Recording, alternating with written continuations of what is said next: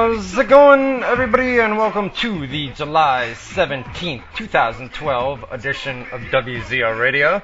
And we are bringing the hood to you. What's going on, guys? Brooklyn, man. What's going on, my man? How you doing?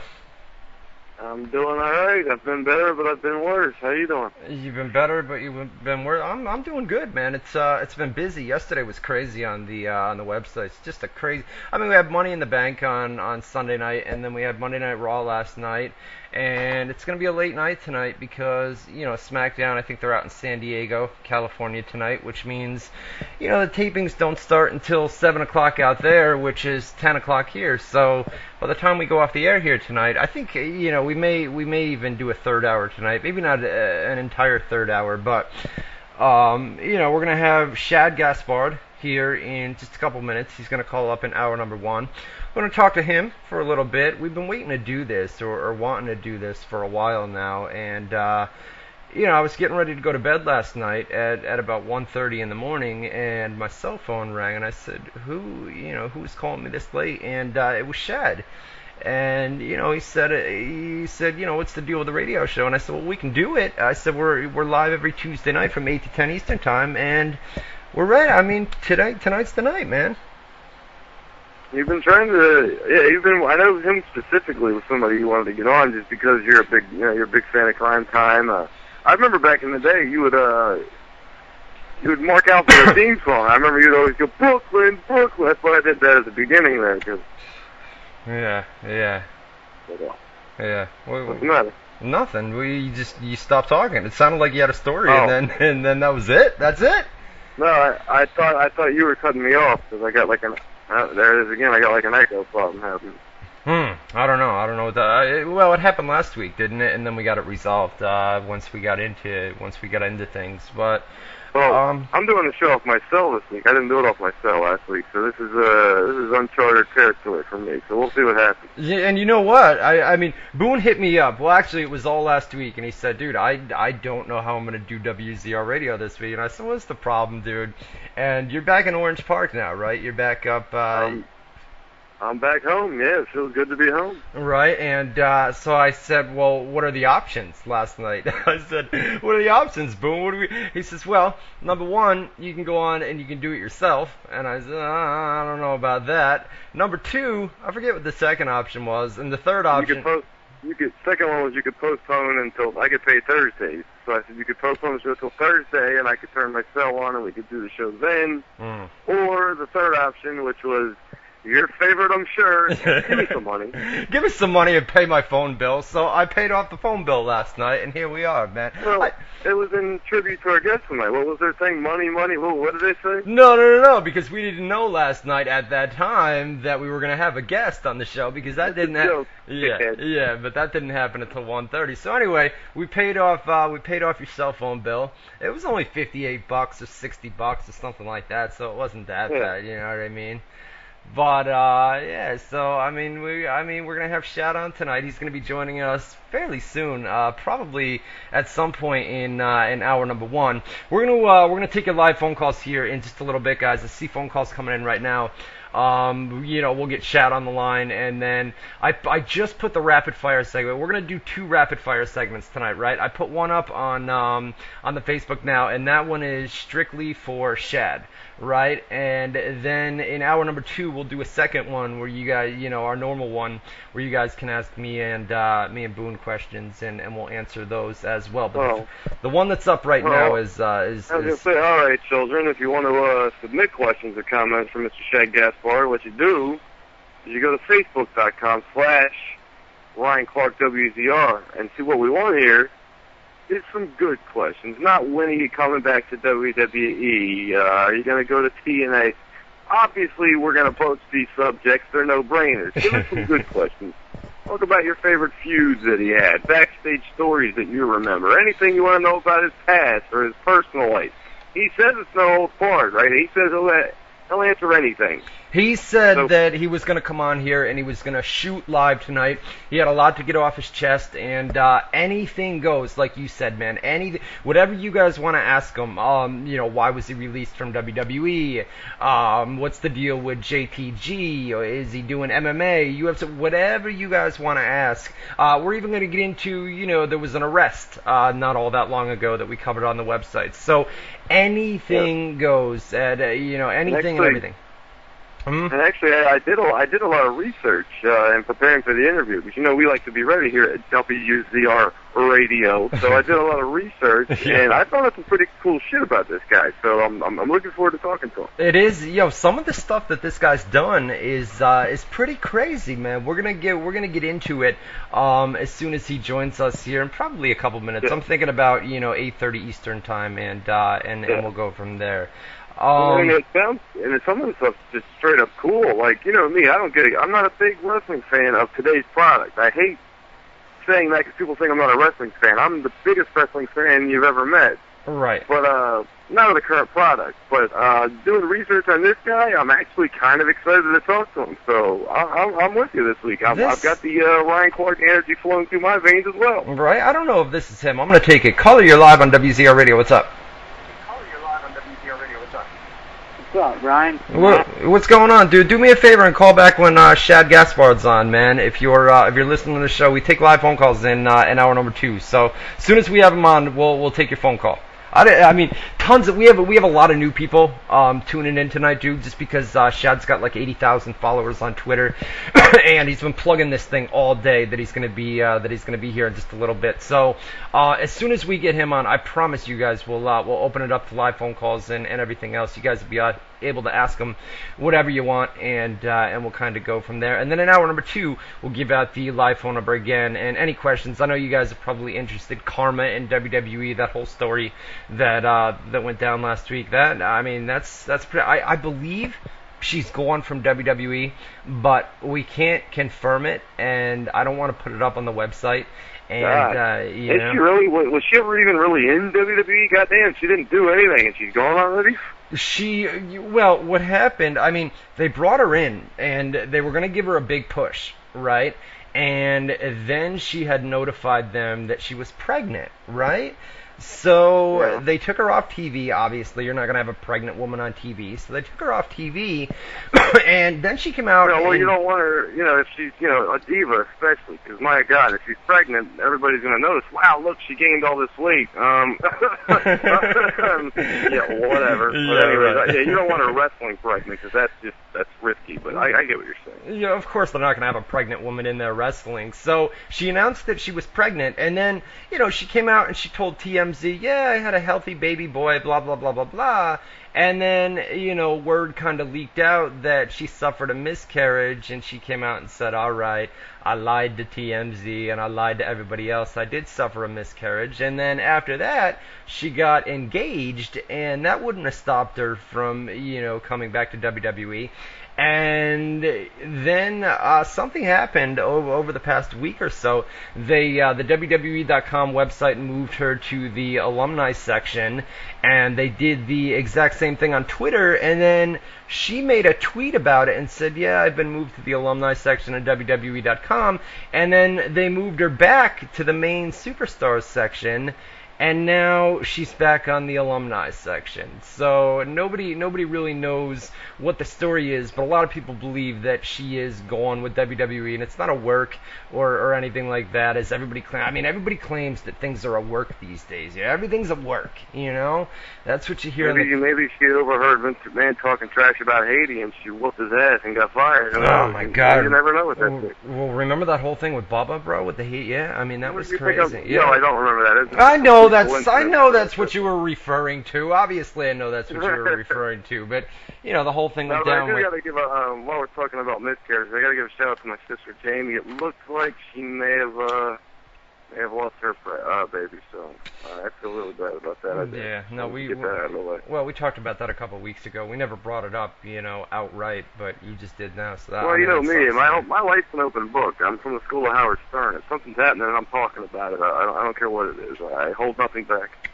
So, what'd you think, man? You saw, I know you had to do coverage for Money in the Bank on Sunday night. What'd you think, man? Overall, good pay-per-view? I watched the entire thing beginning to end. Can you believe it? Yeah, I thought it was a good pay-per-view, yeah, man. I thought it was. What's that? I thought it was a good pay-per-view. There were a lot of botches, in the opening Money in the Bank ladder, actually in both Money in the Bank ladder matches. But that happens, bro. That happens in those. I mean, there's in a ladder match, it's expected. You almost it's gonna have. They set up these big, extravagant fucking spots where there's a lot of balance, a lot of athleticism. I mean, you're gonna screw up. You're gonna fuck up once or twice, basically. Right. And there was some of those, but overall, I thought the show, and I haven't seen a pay-per-view start to finish in a while. I thought it was a great show. I love both the ladder matches. I love the Punk Bryan match. I thought it was a really good show. I'm glad Ziggler got his win there. So yeah, good show. I enjoyed it. Yeah, we knew that, we had said last week it was either going to be Dolph Ziggler or Tyson Kidd, and, Ziggler's right there, bro. He's been there for the last couple of months. I mean, the crowd wants him as their next champion, and they set that up. The interesting thing is, and you knew John Cena was going to take the other Money in the Bank. I mean, it's Super Cena, right? The dude never loses, Yeah, no, not anymore, no. I guess the big question is, they set up a big match next week on Raw between John Cena and CM Punk for the WWE title, and the whole storyline that they have going, anybody that's had a Money in the Bank briefcase, they've always cashed in and they became WWE World Champions. So, does that mean next week John Cena is going to be, the end of Punk's reign is it over next week? I don't know. I didn't see Raw. You said, so next week it's Cena Punk WWE title. Is that him cashing in his briefcase or just the WWE title match that they set up? No. He came out at the end of Raw last night and announced that next week. Well, basically, the angle at the end of Raw last night was Big Show was out there and he had just beat down CM Punk, right? And then John Cena's music hits and everybody thinks, oh man, John Cena's going to come out, he's going to cash in Money in the Bank right now and take out CM Punk, become new WWE champion. And then the storyline was John Cena's not that type of guy. He's gonna wait it out. He's gonna wait it out till next week, and both guys will be, at their best, and they'll have a one-on-one match where both guys are fresh.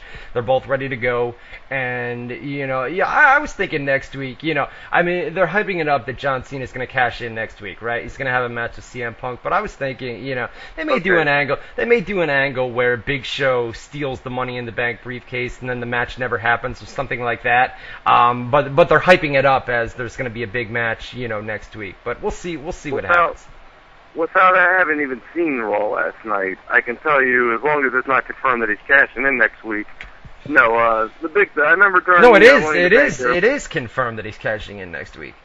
I think you said it. Okay, well, you said they could always do an angle, which is what I'm thinking, because they just built up at Money in the Bank on commentary. They were saying that CM Punk, I don't remember the amount of days, 298 days. So it's the 17th longest WWE title reign ever. He's about to pass Bret Hart and Hulk Hogan's early 90s reigns with length of being champion. So I don't see him losing, especially on a Raw. Right. But we'll see. I mean, I don't think so.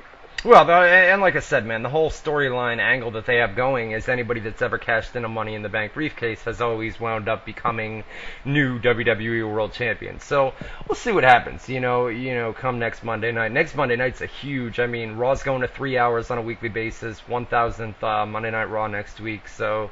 It's a big one next year. Everybody's coming back for that. I think they haven't confirmed Steve Austin, but I know he's been contacted. The Rock is going to be there. Roddy Piper. Pretty much everybody. You know what I mean? DX, Brock Lesnar, there's a lot of people coming back next week. I can't wait to see that show, actually. I'm looking forward to that more than any pay-per-view that's been promoted in a long time. Everybody's... No, go ahead. Go ahead. They were just promoting the 1000th Raw as like it's been promoted as if it's like a WrestleMania show, like it's the show, So. Well, last night every single segment, dude, they would go to a commercial break and they'd plug it. They'd come back from a commercial break and they'd plug it. Over and over and over. DX is going to open next week's show. The graphic they kept airing last night was Triple H and Shawn Michaels, so it doesn't look like we're going to have X-Pac, Road Dogg, Billy Gunn. And obviously not China, but they're going to open it up. Is it a 2-hour or a 3-hour Raw? No, well, that's the thing, man. Everybody's all hyped up about this 3-hour show next Monday night, and then from that point forward, we're going to have a 3-hour Raw every single Monday night from this point forward. So the 1000th Raw is a 3-hour show next week? It's the 3-hour show, and then from that point forward, they're running with it, man. It's going to be... Okay, well, from that point forward, it sucks, but next week, I'm sure with it being the anniversary and then having so many returns, it'll actually be a very exciting 3 hours, I'm thinking. So it should be a damn good show next week. I don't see how they can make it a bad show. Yeah, next week will be great, but after that, it's, we're stuck with 3 hours of Raw every single week, but what are you going to do? Yeah. All right, so let's get the plugs out of the way. We've got the rapid fire segment up, facebook.com/Ryan Clark WZR. This is only for Shad. Submit your comments and questions there. Then we'll put up a second rapid fire for you in hour number 2 after Shad takes off. Your questions, comments, we're going to open up the live phone lines as well when Shad gets here, so if you guys aren't nervous, and don't be nervous, man, he's a cool guy, he's going to come on here, he's going to shoot the shit, and, we're just going to, we're going to do things that way, man. It's going to be a good show. What don't be nervous. They get nervous calling in because of me. You think they're not going to be nervous that a fucking WWE superstar, former WWE superstar, they're going to be trembling in their boots. But I know what you mean. He's cool. It'd be like calling and talking to us. He's a cool guy. So don't be nervous that he's a star. Yeah, and don't call up right now. I see tons and tons of live phone calls. We don't have them on air yet, so as soon as we do, we will we'll let you guys, obviously, you guys how's know. How's the chat looking, speaking of plugs? How many people? What do we got? We have 84 people in the chat tonight, which is right about normal, wow. a little bit above normal, but it's still early on in the show, so you can get to our live chat room. Very early, yeah. You can get to our live chat room at WZROnline.com. Little delay. Forgot about the delay. WZROnline.com/chat. WZROnline.com/chat. Tons and tons of people in there tonight, and we want more, man. We want to hit 100 people in here tonight. So get in there. WZROnline.com/chat. The official website of WZR Radio is WZROnline.com. We are on Facebook, Twitter, and YouTube as well. Facebook.com/WZR Army. YouTube.com/WZR Archive. Just go to WZROnline.com. We had 20,000 unique visitors yesterday. Awesome, man. It was whoop-de-doo! Whoop-de-doo, man. It was a good day yesterday for WZROnline.com. Lots of galleries. You've been doing work over there. WZROnline.com for all of that. Photos, Twitter, Facebook, all that stuff. WZROnline.com. And hook it up, man. Hook it up. We also do a radio show. I don't know if they knew that or not. Archives over there as well. Archives as well. YouTube.com/WZR Archive. All right, let's. We're everywhere. Yeah, we are, man. We really are. YouTube. We need a tout. That's WWE's new thing, dude. Yeah. We need a tout. A tout is like it's basically a video version of Twitter where you can only post a 15-second video. Kind of like Twitter, you've only got a certain amount of characters to type, but you get 15 seconds of video over on Tout, and that's WWE's new thing that they're doing. So, whatever. Yeah, I've seen. I know they announced the match on Tout before Raw last night. So yeah, it's hot out, man. Good God, it's hot. Now I got the AC blasting, but it's hot, bro. Oh. Wow. Is it hot down there? It's fucking scorching hot. We had a bad storm down here that we have some power issues, but I'm on the cell, so it doesn't matter. My only concern is it's hot, and I had to turn all the fans off because I'm already on a cell. The last thing I need is to have fans that are... That's my concern tonight. I'm not nervous at all for the interview. I'm not nervous about the show. I'm here. I'm ready to pimp it like I always do because that's what I do. It's what I do for a living. I'm a professional pimp. No big deal to me. But I am worried about the technical issues. With me being on a cell, him calling in, us taking calls, jumping... I'm just worried about how that's going to work out. Hopefully everything's good. Hopefully he can hear us and everything like that. So we'll see. Scotch Dog in the chat says 100 in Schenectady today. You're from Schenectady, brother? I better see you, man. By the way, Monday Night Raw is coming here to Albany, New York. It's a Monday Night Raw TV taping, September 24th. As always, dinner and drinks on me. You know what I'm saying? I was going to say, what's the kid's name in the chat? Scott, you said? Scotch Dog. Okay, well, whatever his name is, don't get the ribs and the fucking filet mignon if he buys you dinner. Be nice.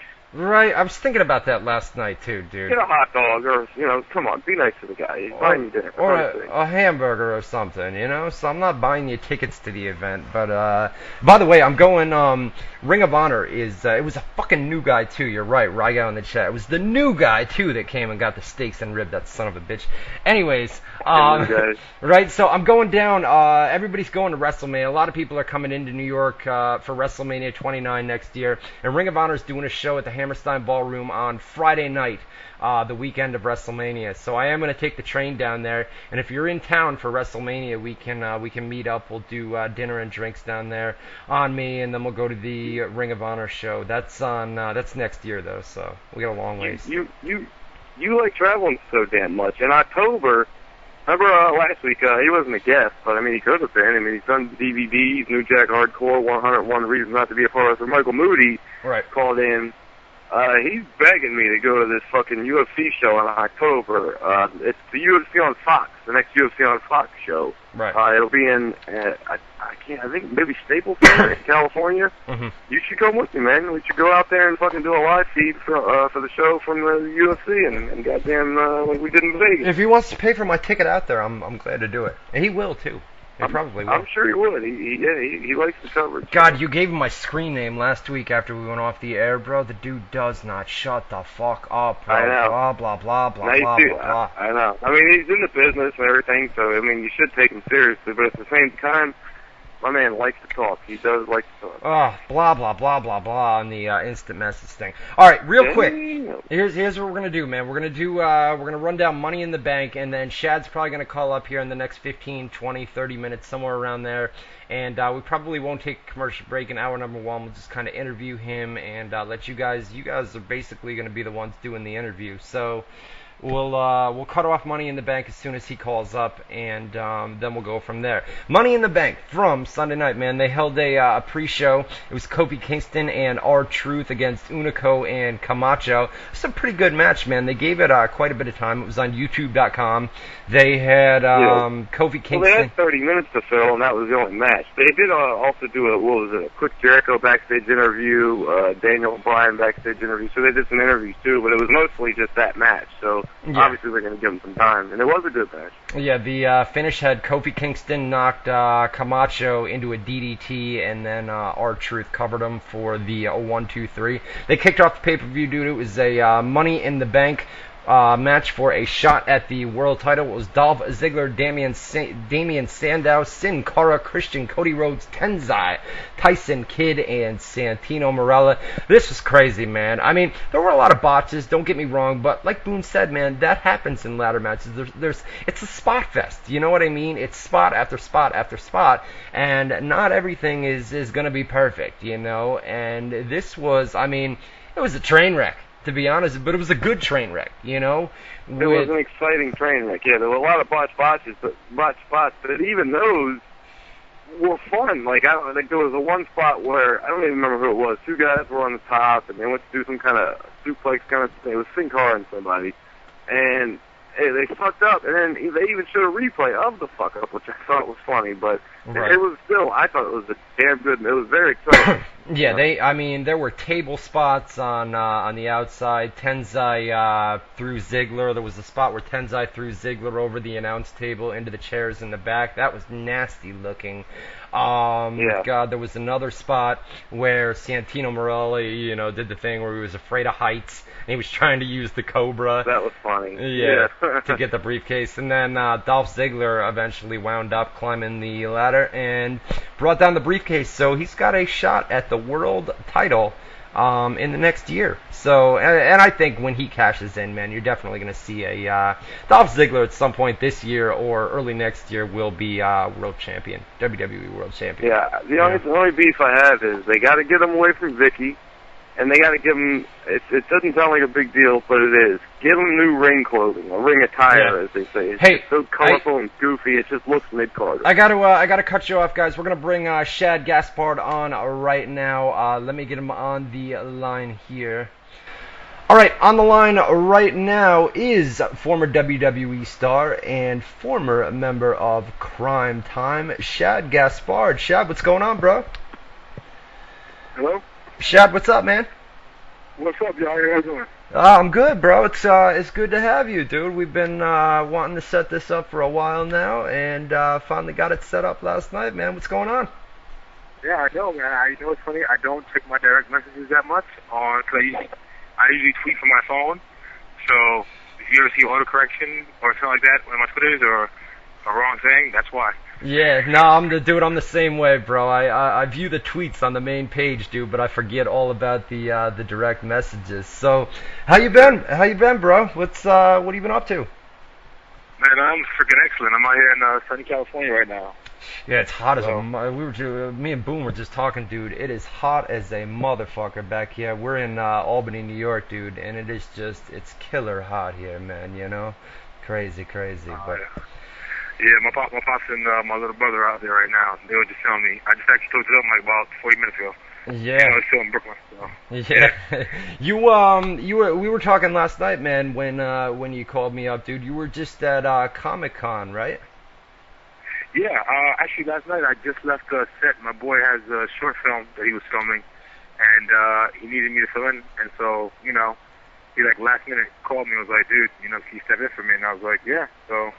It was really cool, you know. Got to shoot a real quick short film last night, and I was saying, well, pretty much most of yesterday afternoon, and you know, real easy spot. So. Was that for the? Were you there? I mean, I got the. There was a YouTube video that you sent me. I think it was what was it? Assassin and Son Volume 1, right? Was that for that? No. Actually, I did the Yo-Yo F with Justin Lin. Right. He's the director of Fast and the Furious, and actually me and John Morrison, we both did a video for the network. It's a new YouTube network called YoYoMF. It's You Offend Me, You Offend My Family, and it was created by Justin Lin. He's the director of Fast and Furious. And so he had Morrison wrestling with Jessica Alba. He had me like beating up like a bunch of different characters backstage, you know what I'm saying, on the set. So it was actually really fun and really cool. No doubt, dude. No doubt. We basically do what we were gonna do. I got my co-host here, Matt Boone. Matty Boone, say what's up. What's up, Shad? Yeah, my first question would have to be the same thing that's on everybody's mind: is how you keeping yourself busy these days? Where are you working? How are you paying the bills? What's going on, man? Where can we come check you out? Where are you working? Man, I'm on food stamps. Nah.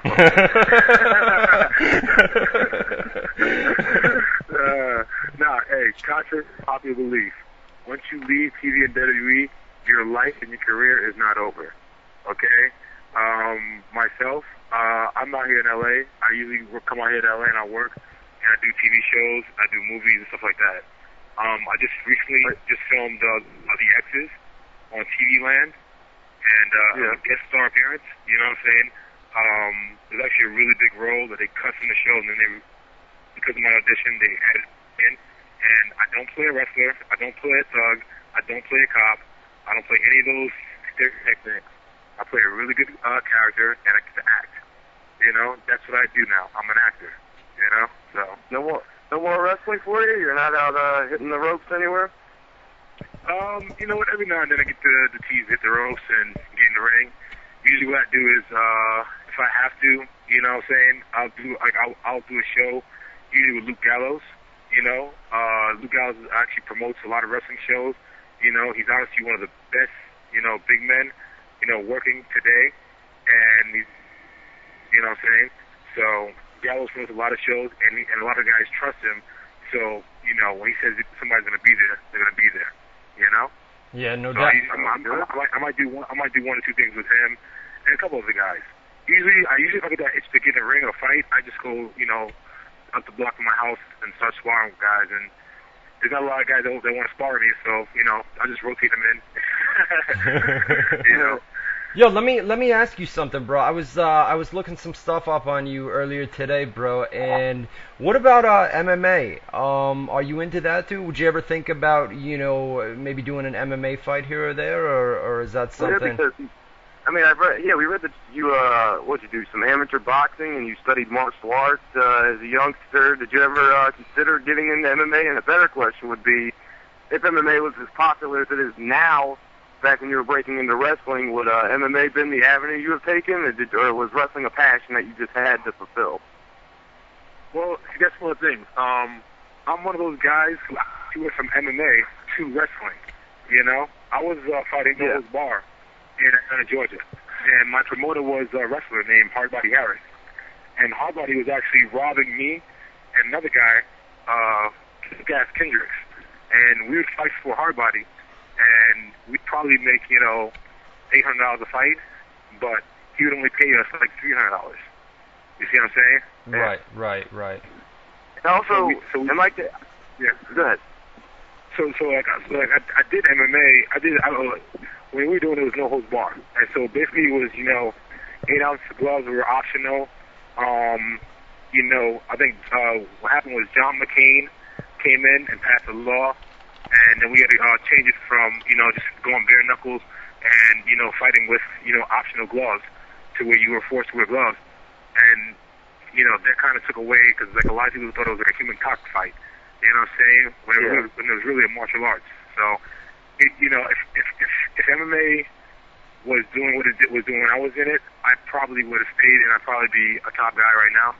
You know what I'm saying? Or probably a few years ago. But,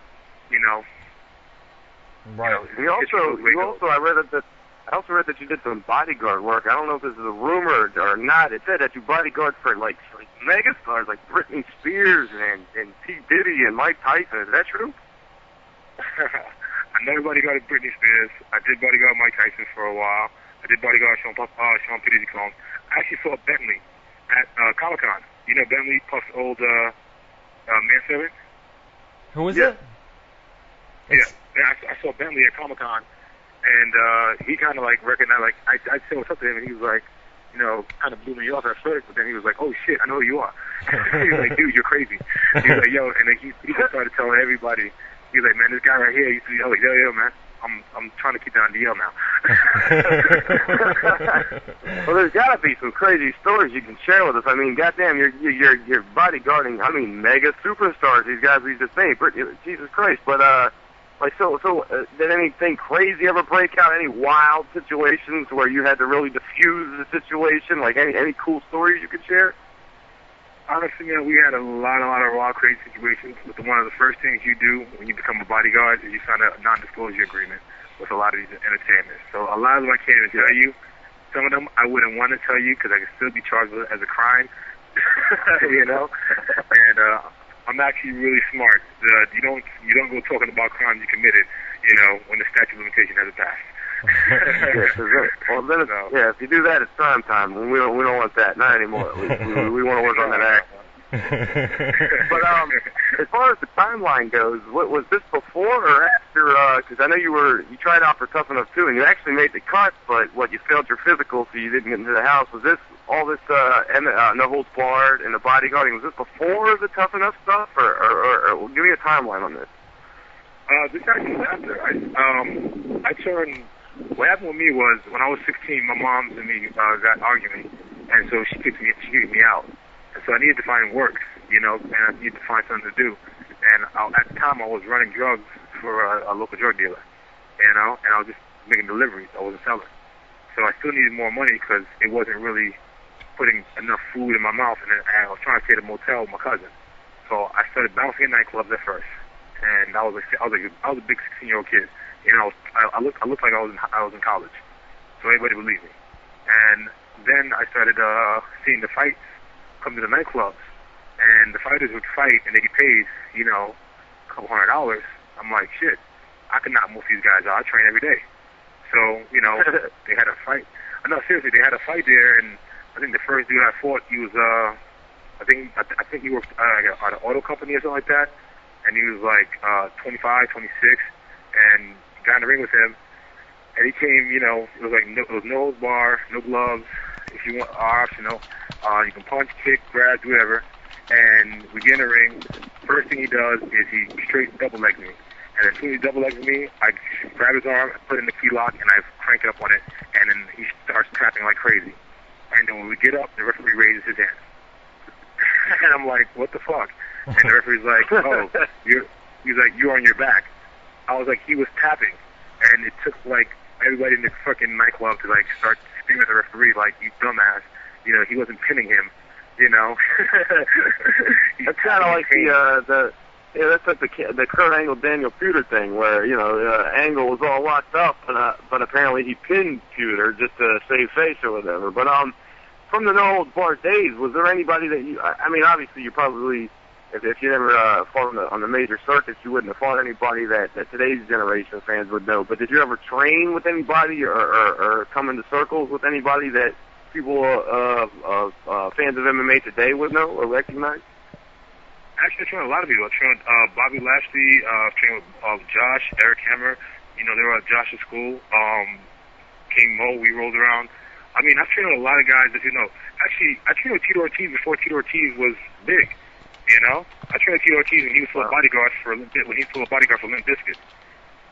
Yeah. And that was actually the first time I met him, and I was still young. I met Travis Tomko, also, who was a bodyguard for Limp Bizkit. And I remember when I met Tomko, he was like, "Oh yeah, man, I'm not going bodyguard no more." I was like, "Oh, what are you doing?" He was like, "Oh, I'm going to WWE. I got a contract." And I was like, "All right, that sounds like some bullshit, but all right, whatever." You bring up Tomko, dude. Tomko's actually a good friend of mine, dude. I guess he's doing better. You probably heard what happened to him, a couple months ago with the whole thing at a Chili's restaurant, blah blah blah blah blah. And I guess he's doing better, man. Have you talked to him recently or no? The funniest thing was I didn't know about what happened to Tomko because I really don't keep on wrestling news that much. Right. And I was at Gold's Gym, Venice. And, anybody that knows me, we're all boys, and Dexter Jackson, Mr. Olympia. Dexter came to me and he's like, "Yo, man, what the fuck is wrong with Tomko? You heard what happened?" And I'm like, "No." And, Dexter and Tomko are next door neighbors. And he told me the whole story, and I'm not even lying to you, it literally made me start crying. Yeah, no, dude, I talked to him a couple months ago, right after it first happened, and then I talked to him and his wife and or fiance or wife. I talked to both of them, man, and he had said that he was going to go into rehab, and then I talked to him when he got out, and he said he was doing better, bro. But I haven't heard from him, in a couple months, bro. But I mean, it got pretty bad there for a while, Dude, Tomko is one of those guys that took care of me, took care of a lot of people when they came through the doors of OVW. And Tomko, he you hear me? Yeah, I hear you, bro. Okay, yeah, Tomko took care of me and a lot of guys when they came through OVW. And he's one of those guys that could, clear out an entire club by himself, but he has a good heart. He's not a bully. He doesn't want to fight. Right. He'd rather smile than, go down. Right. But it's a lot of shit didn't go his way in WWE, and I always feel for guys because this is a shitty company, what I'm saying, when it comes to certain aspects of it, and this is a shitty business when it comes to certain aspects of it. We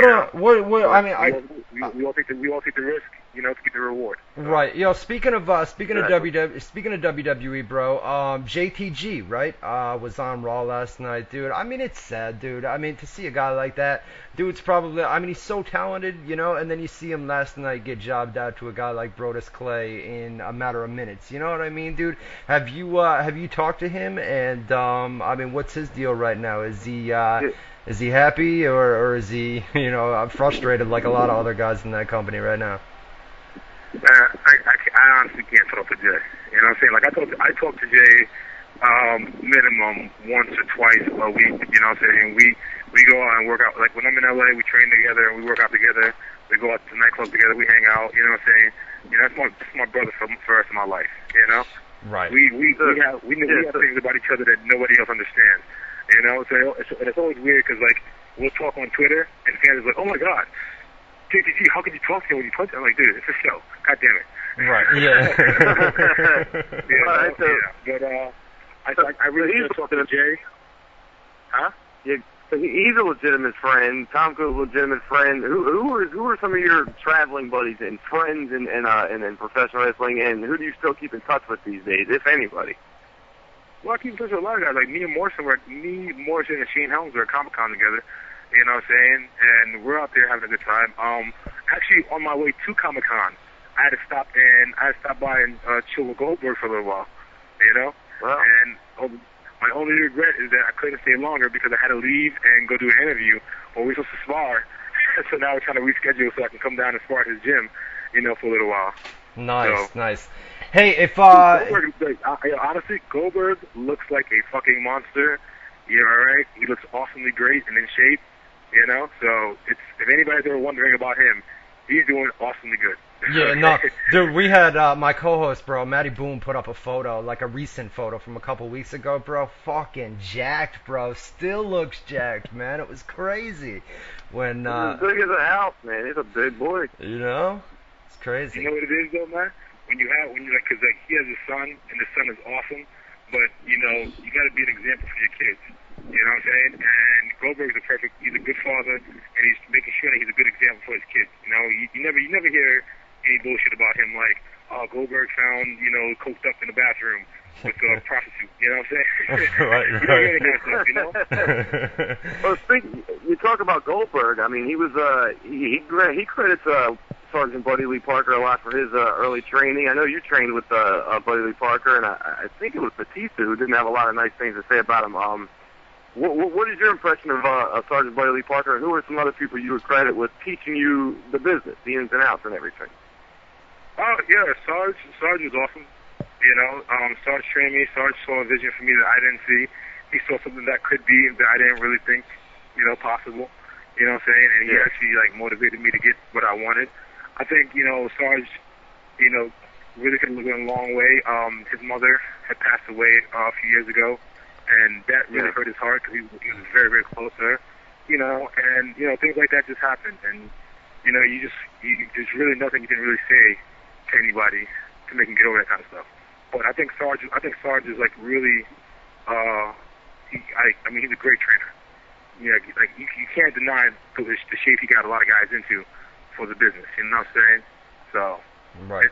And who else would you credit with helping you learn the business and teaching you to wrestle, teaching you promo, teaching the psychology, everything about wrestling? Who else would you consider your influences as you were getting in?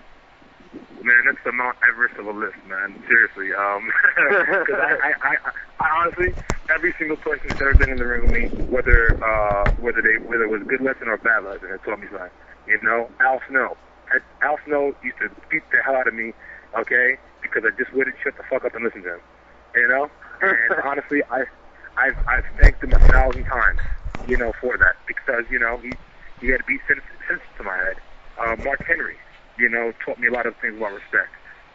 I've learned a lot from Shelton Benjamin, and he's my friend, he's my brother, but there's always been moments where he's been my teacher, and I had to learn to put our friendship aside and understand that I need to shut the fuck up and listen.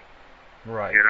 Right. So Charlie Haas, Umaga, Batista, all these guys, they've all taught me things and helped me grow and made me better as a performer and as a person. So.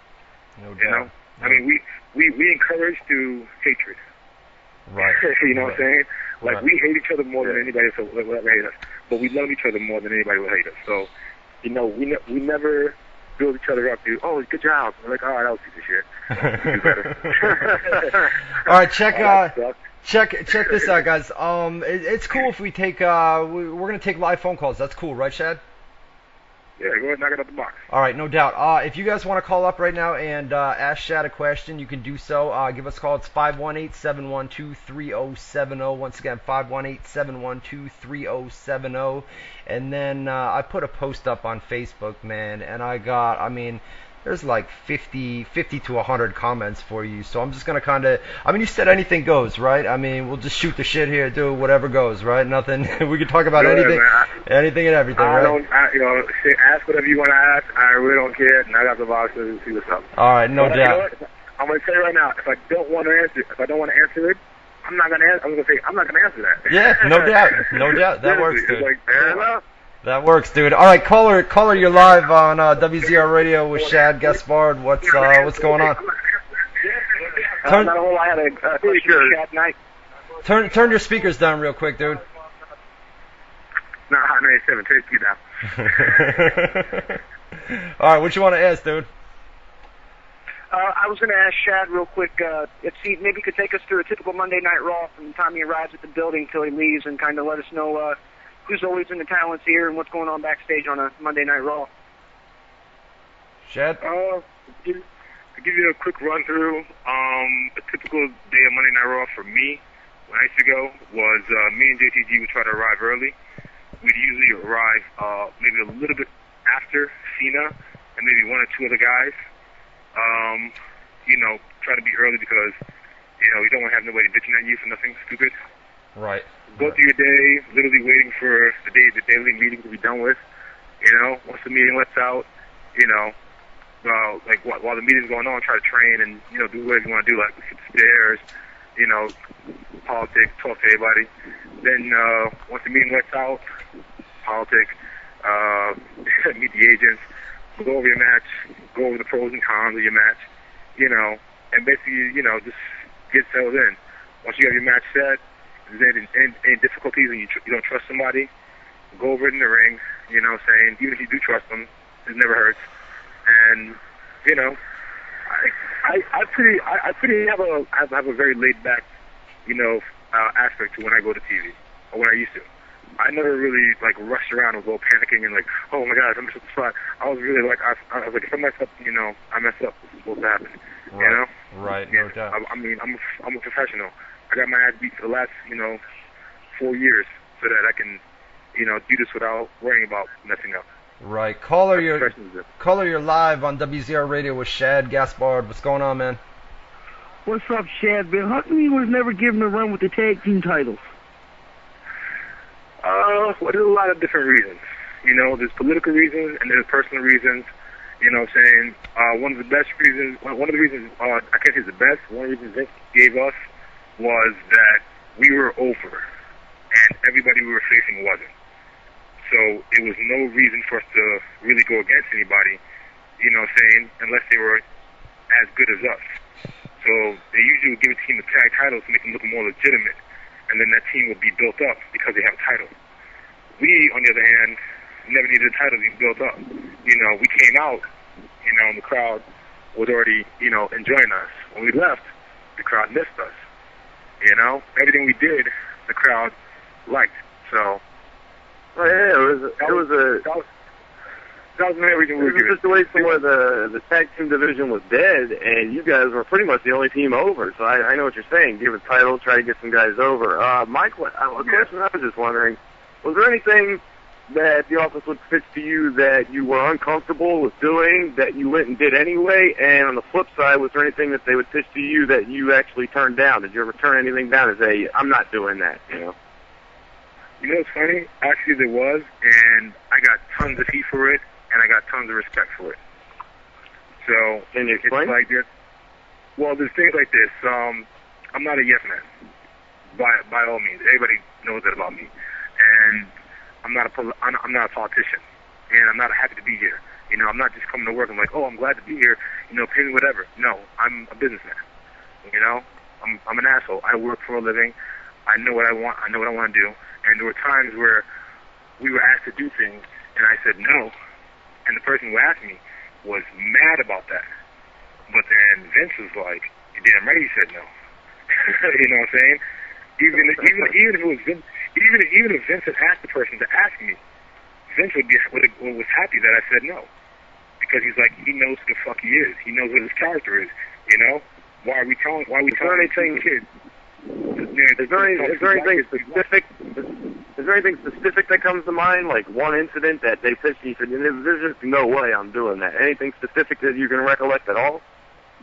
Man, there was more than one incident, but you know what it is. It's once we got the trust from, honestly, once we got the trust from Vince to say whatever we wanted to say, we were golden from then. And that kind of pissed some people off, and it kind of made some people happy. Because when you're dealing with an all-black tag team, there are certain things you don't want to say, and there are certain jokes that, if you're not part of that culture, you might think are funny, when honestly they're not. So, I mean, for sure, like some of the writers were happy about it. They were great. Hey guys, we have an idea. What do you want to say about this? And then if I said, oh, I want to make a joke about chicken, for instance, then it's okay. But if somebody else told me to make a joke about chicken, come on, that would be disrespectful. Yeah, got me. Right. Caller, you're live on WZR Radio with Shad, Gaspard. What's going on, man? Oh, what's going on, guys? Hi, what's up? Well, Shad, we saw a recent tweet pretty much bashing the primetime pledge. What are your actual honest thoughts about that tag team? I didn't hear what you said because it kind of broke up a little bit. He's asking about he's asking about the primetime players, the tag team in WWE with who was it, Titus O'Neil and Darren Young. Kind of, I mean, some people say it's kind of a rip-off gimmick of the primetime gimmick. And he just wants to know your thoughts on them. Yeah, he said specifically that you put a tweet out recently about them, and yeah. All right, I never bashed the primetime. I never bashed the primetime players for being primetime players. I bashed the primetime players for not being original. You know what I'm saying? Right. If two guys came out walking out with army fatigues and tank tops and throwing their arms in the air, going, "Whoa," you'd be like, "That's the Bushwhackers." Right. You know? Right. Exactly. If two guys came out and said "stick it," you know what I'm saying? Making Y symbols. You know, you'd be like, you guys are like DX. Right. So, you know, my only problem with them is, you know, have the balls enough to be original. If you're not going to be original, you know, at least do a better job. All right, yeah, no doubt. If you guys want to call us up, we've only got one phone line, guys. So if you want to call us up, it's 518-712-3070. Just keep trying to call back, and eventually we'll put you guys through and get you on the line with Shad. And then we've got a lot of comments on Facebook too that I'm gonna try to get to. I mean, there's tons and tons of them, but I'll skip through. Let's go to them. Come on. All right, let's do it, man. All right, here we go, dude. Matthew Perez, he says, how was John Cena backstage? John Cena. All right, no doubt. How was AJ Clark says, how do you feel about the primetime play? We already talked about that. Let me see. Ian Jones, Shad, what do you think about WWE's product at the current moment in time? Honestly, I don't even watch it. I'm not even gonna lie to you. But I honestly don't watch it. And when I do like a TV show or a movie, and people come to me on set and they're like, you know, like some of the extras are fans. You know what I'm saying? And they always come to me and they always tell me about the product and tell me what things are going on. And people tweet about me and they tell me what things are going on. Right. You know what? The World Heavyweight title, you know what I'm saying, and WWE title are the most important titles in our business. Right. You know what I'm saying? Yeah. And those should be the pinnacle of what everybody wants to achieve. So I honestly, wholeheartedly feel that those should be the key points for every single TV episode. Is how the hell do I get that belt, and the struggles that I go through and the journey that I go through to get that belt. Right. You know? Right. Exactly. I honestly feel that should be the most important thing. You know what I'm saying?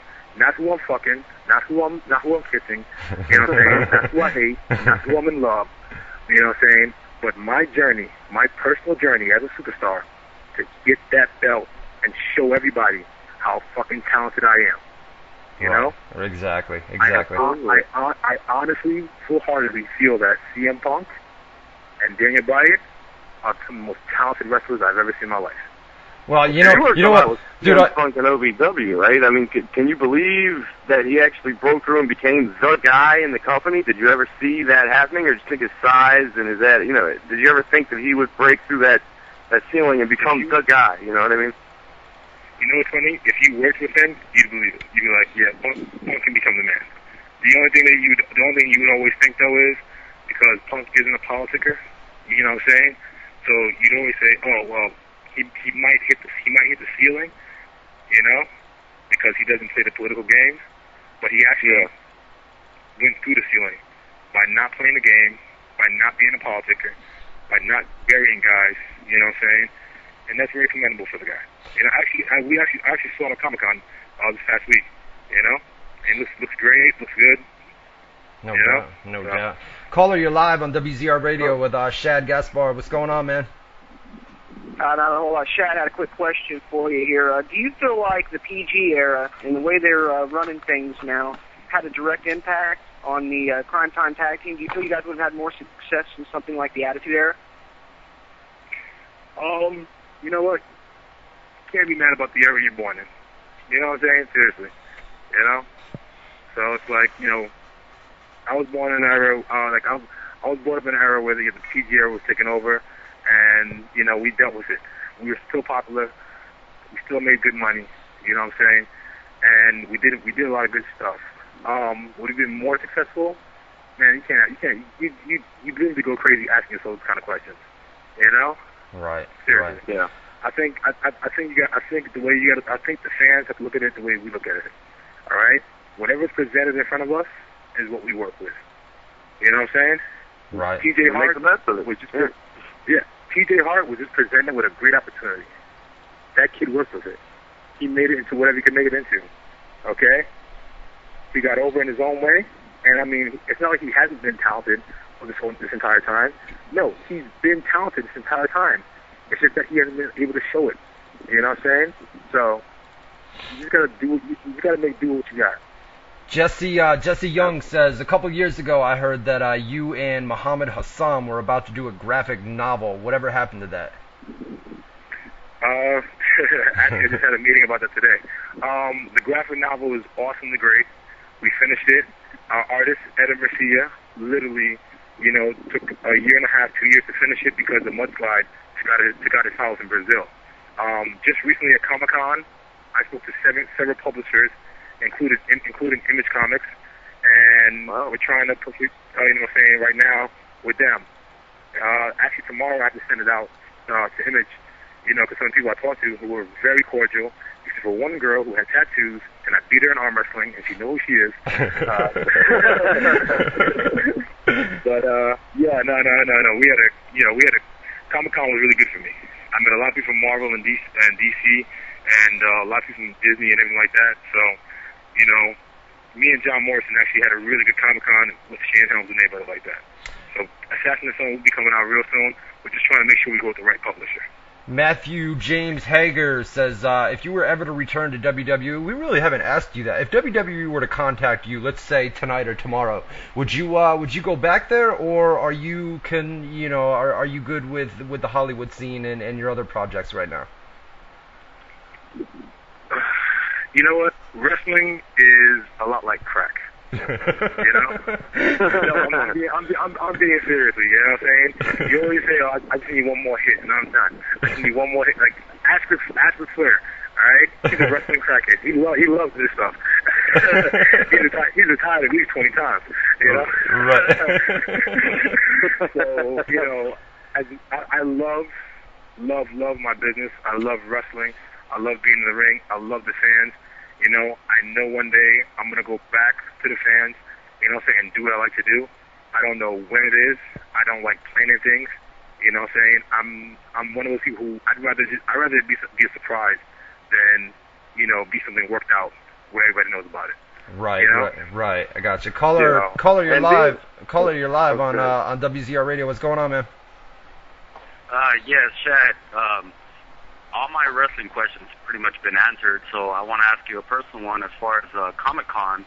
How was it for you? I mean, were you there just for a promotion, or are you actually into comics? You know, like, are you into any of the Marvel or DC, or how was the experience for you to see everything around there? You know what? Honestly, man, this is my third Comic-Con. This is my second Comic-Con for business, okay? The first one I went to there was for business. The second time I've been to Comic-Con was for personal, and this Comic-Con was for business and personal, and I had a ball. I'm a huge comic fan, okay? And the one thing I hate hearing from people is, oh, you're a wrestler, you can't create a comic book. Oh, you're a wrestler, you can't be an actor. No, wrestling was my profession, okay? And it was my job. Just like some people work at McDonald's, it's just like a guy used to work at El Pollo Loco. All right, and he used to dress up in a chicken costume every day and go outside, and people were like, "Man, you're not going to be an actor." And he's like, "Yeah, I'm going to be an actor." And he's like, "Hey, well, yo, you work at a Pollo Loco. You can't be an actor." That same guy became Brad Pitt. Well, and is now one of the biggest stars. You know what, dude? I mean, that's what I try to tell people, you know, that listen to this show all the time. It was like with rock, right? Hollywood, I mean, you probably know better than anybody, bro. Hollywood looks down upon pro wrestling, man. And people always say, well, The Rock left WWE, we screwed WWE fans over. And I always tell people, man, that The Rock, I mean, if he wanted to make it in Hollywood, The dude had to leave pro wrestling just because Hollywood looks down upon pro wrestling. And just like you said, bro, it's like if you're a pro wrestler, you can't make it in Hollywood. You know, that's the way it's looked upon by Hollywood. You know. You know what the thing is though, and I'll say this. I'll say this. Hollywood, like a lot of Hollywood, looks down on pro wrestling. Right. But a lot of Hollywood respects us now because of guys like The Rock, because of guys like Chris Jericho, actually. You know, who are always, I mean, like, me and John Morrison are both out here, and we're both acting a lot. I don't live in L.A., you know what I'm saying, so I commute back and forth, which is really easy for me because I got a great setup. You know, I got to take one of my closest friends, Raven, because, you know what I'm saying, he takes care of me beyond belief. But, you know, the way that Hollywood looks at us is they look at us with, you know, they want to take us in, but at the same time, in case we act stupid, they want to push us away as fast as possible. Exactly. And that's not to blame for just one wrestler. A lot of guys have come out here and ruined it, you know? And then we get the stigma of being bad actors. Dude, I did Shakespeare Theater for 3 months in Tampa, Florida, okay? Before I even came. I mean, seriously, I did Shakespeare for 3 months in Tampa, all right? And I was training and doing everything I had to do, and I made sure to have all my responsibilities for WWE so that nobody could say anything to me. And I went on the side, and I took my acting classes, and I did Shakespeare, and I did live theater shows where nobody in the audience knew me, except maybe 1 or 2 people that was like, is that Shad Gaspard? No, he's bigger. He's way bigger. You know what I'm saying? And it's like, I paid my dues as an actor, you know what I'm saying, while still being a wrestler. You know, I was taking, like, I remember I was taking acting lessons while I was on the road with WWE. JTG was helping me to go over monologues, you know? So, you know, it's they look at us weird, but once you get in the door, you have to impress them from the jump. Right. And if you do that, they welcome you with open arms. Right. Hey, listen, you said... I was going to say, having fought No Holds Barred in the past, I'm assuming that you are at least in training with Theodore, you got to be some kind of MMA fan, at least a little bit. What do you think about guys like Chael Sonnen, because you said wrestling's like crack, and you got the MMA history, so you love both. What do you think about guys like Chael Sonnen and Theodore Ortiz that mix the two worlds together? They sell their fights as a pro wrestler, but once the cage door closes, it's you know, as real as it gets, as they say. What do you think about guys like that? You know what I'll say? I'll say that Chelsea, because I was at the fight in Vegas. You know, me, my boy Raven, and my boy Ben, we all went out to the fight in Vegas, and we met up with Nitro, Molina, a couple other people. You know, what I'm saying, Sean Davari. You know, what I'm saying, and it was like Tito doesn't sell his fights like a wrestler. Okay, he sells his fight like an entertaining fighter, like a smart businessman. You know? Yeah. And that's the thing. A lot of wrestlers, a lot of fighters, they forget that what we do is a business first and a passion second. Okay? Because at the end of the day, you got to feed your kids, you got to pay your mortgage, you got to pay your taxes. Okay? And you got to support your life. You know? Yeah. So you look at guys like Tito, Chael, Josh Barnett, who are literally great speakers. It's not because they're selling it like wrestling. It's because they know how to get a crowd behind them.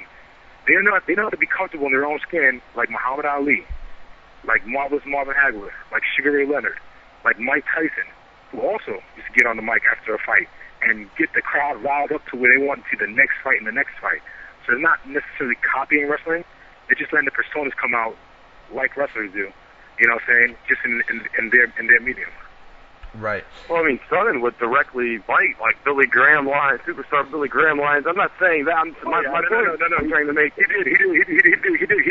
did bite some superstar Billy Graham lines, like, you know, saying, "Is that screen large enough for these arms?" And I actually call exactly. He did bite some Billy Graham lines, but you know what I'm saying? It's one of those things, man. What it's called? John Cena bites Ali lines. You know, the champ is here. Right. Exactly. Everybody's a biter, you know? Right. Hey, you, like, MMA enthusiasts, they look down on a guy like Chael Sonnen hyping up his fight and trying to be the bad guy. It's supposed to be the martial arts. Everybody has respect for one another. He looks at it as, like you said, a business. And what's the way to hype, or, you know, push business? get people emotionally invested into your fight by, there's got to be a bad guy and a good guy. There's got to be a guy that the fans want to see win and want to see lose.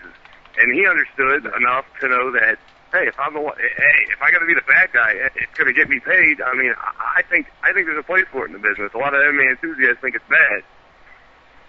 No, you know what it is? A lot of MMA enthusiasts aren't really MMA enthusiasts. They're people who just started watching the sport, 3-4 years ago, and think they know everything about the business. Yeah. I freaking can't. I cannot stand. Okay, seeing guys with tap-out shirts, seeing guys with, when we were in Vegas, I literally saw half a dozen bone crusher, brass knuckles, I fuck people up, I snap your arm kind of shirts, and I'm like, dude, do you know anything about, the sport that you're cheering for? Do you know who Gary Goodrich is? Big Daddy. Do you know who Mark Kerr is? Do you know who Mark Coleman is? Oh, those guys are losers. They sucked. No, they didn't. They were actually really good. Okay? And they actually revolutionized the sport that you're cheering for right now. And all you can find is disrespect for them because you don't understand the sport you're cheering for. You know what I'm saying? Right. So exactly. Did you see the Smashing Machine documentary? Did you ever check that out? Yeah, that shit used to make me cry. Because, I got a chance to meet Mark Kerr when I was younger, and, I thought he was awesome, you know what I'm saying? And, I met Mark Coleman later on, and Mark Coleman, is a great guy. Mark Kerr is a great guy, too. It's just he has demons, you know what I'm saying? Yeah. The biggest thing, the most trying line I've ever heard was, show me a hero, and I'll show you a tragedy. Yep. Right. So. Hey, back to the Facebook questions, man. I mean, there's some crazy ones here, dude. But you said we could ask anything, so fuck it, man. Mike Jung wants to know: did you fuck any divas? No. No. Never some of the divas. All right, no doubt. And the first thing Tom Pritchard told me: don't fuck the boys, don't fuck over the boys, and don't fuck the girls. And I was like, all right, gotcha. All right, no doubt. And then what was the other one here? There was another one that says Benjamin Slim Shady Montazzi wants to know who backstage in WWE did you ever have an incident with or just straight up didn't like? A lot of people. Come on, bro. Come on, give me one name, bro. Come on. I'm sorry. I'm not even gonna lie to you, man. I'm an asshole, and I don't take well to threats or bullies. So there's a lot of you I had a problem. Give me one name, bro. Come on, give me one name. One name, Amish Roadkill. Roadkill. All right, no doubt. Amish Roadkill was with ECW. Freaking hated me. If I was on fire, he would have pissed on me to put me out. You know what? And to that I say, look at my tax return and look at yours, pussy. So, hey. It is what it is. All right. How about this one? Jay Pang, Shad, how many times have you been wrongly accused of committing a crime? I remember last year you were arrested, and I read in WWE Rumble Road you were arrested in Tennessee. Any other times? Dude, I'm black. I'm big and I'm black. I get accused of committing crimes all the time. You know what I'm saying? Seriously. If I kept the number of that, I don't know, man. I'd probably be rich. So I've been wrongly accused a lot, man. So. All right, no doubt. No doubt. How about Brandon King says, who's a pain in the ass backstage, and does talent get any say in their character, or is it reserved for the top names? Like, do mid-carders, do they get any say in their characters, or is it pretty much, top guys like Cena, CM Punk, guys like that, man? Of course, they're going to get some leverage, but what about the mid-card guys? Are they basically fucked over, or? Well, you know what? It's a political game. It's political chess. And sometimes you get a bishop, sometimes you get a rook, sometimes you get a pawn. Sometimes you don't get nothing at all, and you have to lose some pieces to win the game. Right. So that's a real thing in our business. But a lot of guys, they focus on the wrestling, and don't get me wrong, it's good to be a great wrestler. But some of the biggest stars in our business who've made the most money aren't great wrestlers. And some of the guys who made the least amount of money and got fucked over are the greatest wrestlers I've ever seen in my life. Right. Mike Mondo, he's in Ring of Honor right now. I think Mike Mondo is one of the best wrestlers, ever to walk through the doors of WWE. Dedicated, hardworking, literally, Mike can go for hours on end, okay? But his wrestling talent sometimes doesn't get shown or seen, you know what I'm saying, when he was with the company because he wasn't, you know, a good maneuverer, a political player, you know? Right. So things like that do happen. I think TJ Hart is an awesome wrestler. And TJ doesn't really like me that much, okay? Me and Harry got along, but TJ doesn't like me that much. And it's okay. I still respect what he can do, you know what I'm saying, as a performer. And I think before this recent push he got that I heard of, he wasn't really getting that much play, you know? But yeah, now he just takes a big fuck it. So another generic question I'd have to ask: yeah. what would you consider your biggest highlight, your favorite moment? Like what was your best moment in WWE? Like what are you most proud of?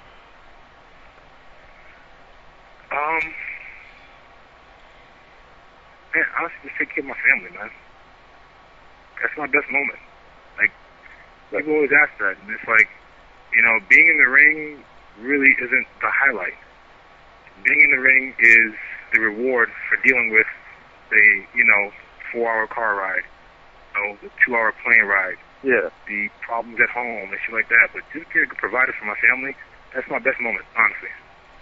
There's not a favorite match you have, a favorite program, a favorite promo, nothing that you're like, wow, I did really fine. I fucking killed that one right there. I just knocked that one out of the park. There's nothing that really comes to mind where you're like, that was the one. Honestly, no. I just don't.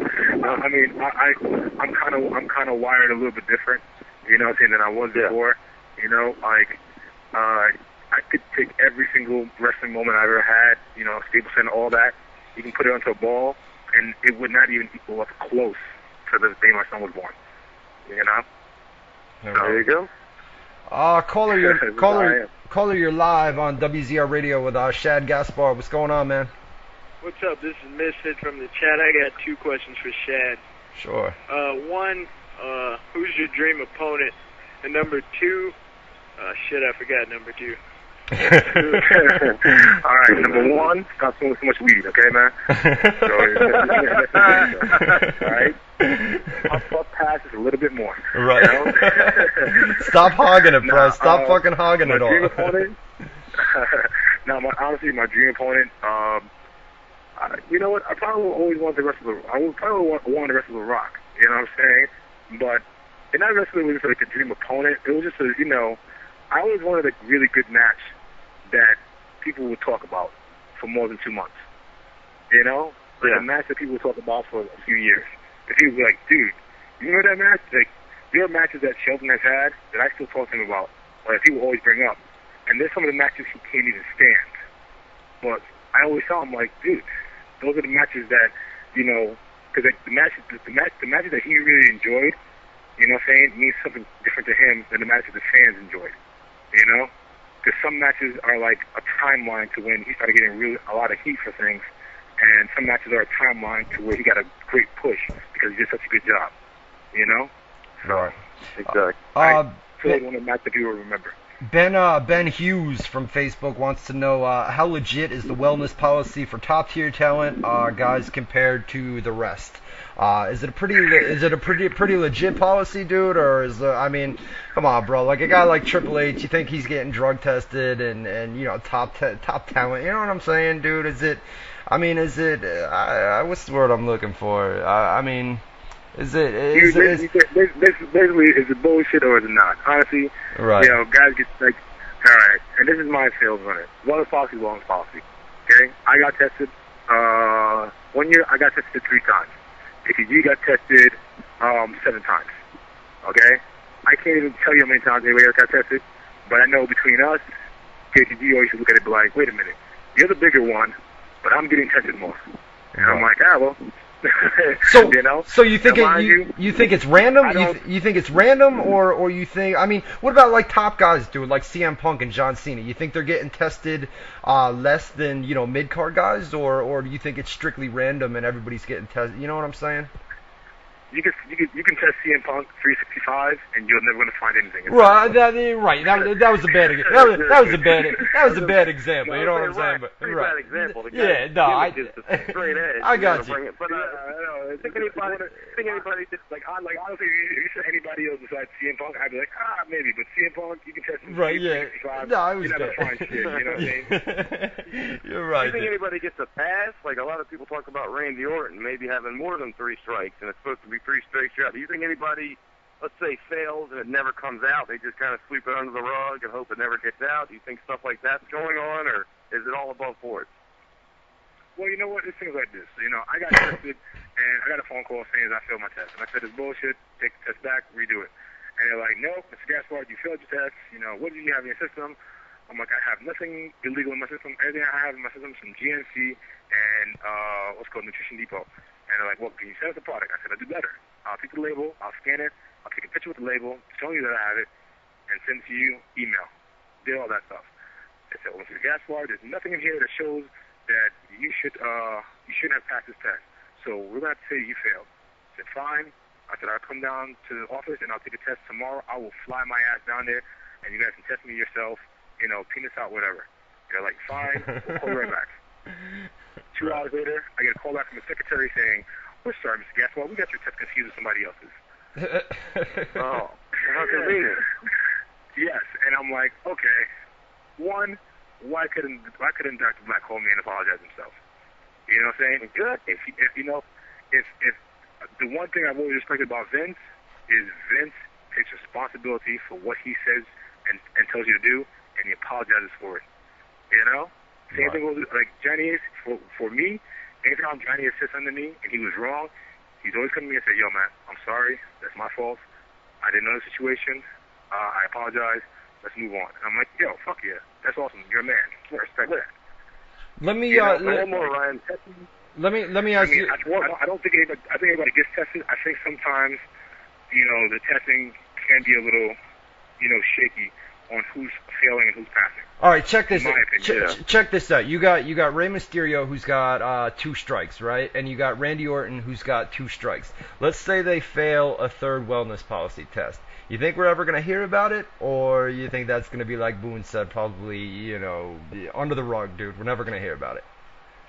I think if Rey Mysterio or Randy Orton fail their drug test, they're going to take a long vacation and be happy. Right. Well, you know what? Yeah, because honestly, and the way I feel fans sometimes think about it, you know, yeah, they'll miss the ring, but Ray has been going hard since I was in high school. I mean, come on. Rey Mysterio has been a star in the United States and Mexico since I was in high school. I'm 31 now. You know, that was more than 13 years ago. So, you know, it is what it is. Right.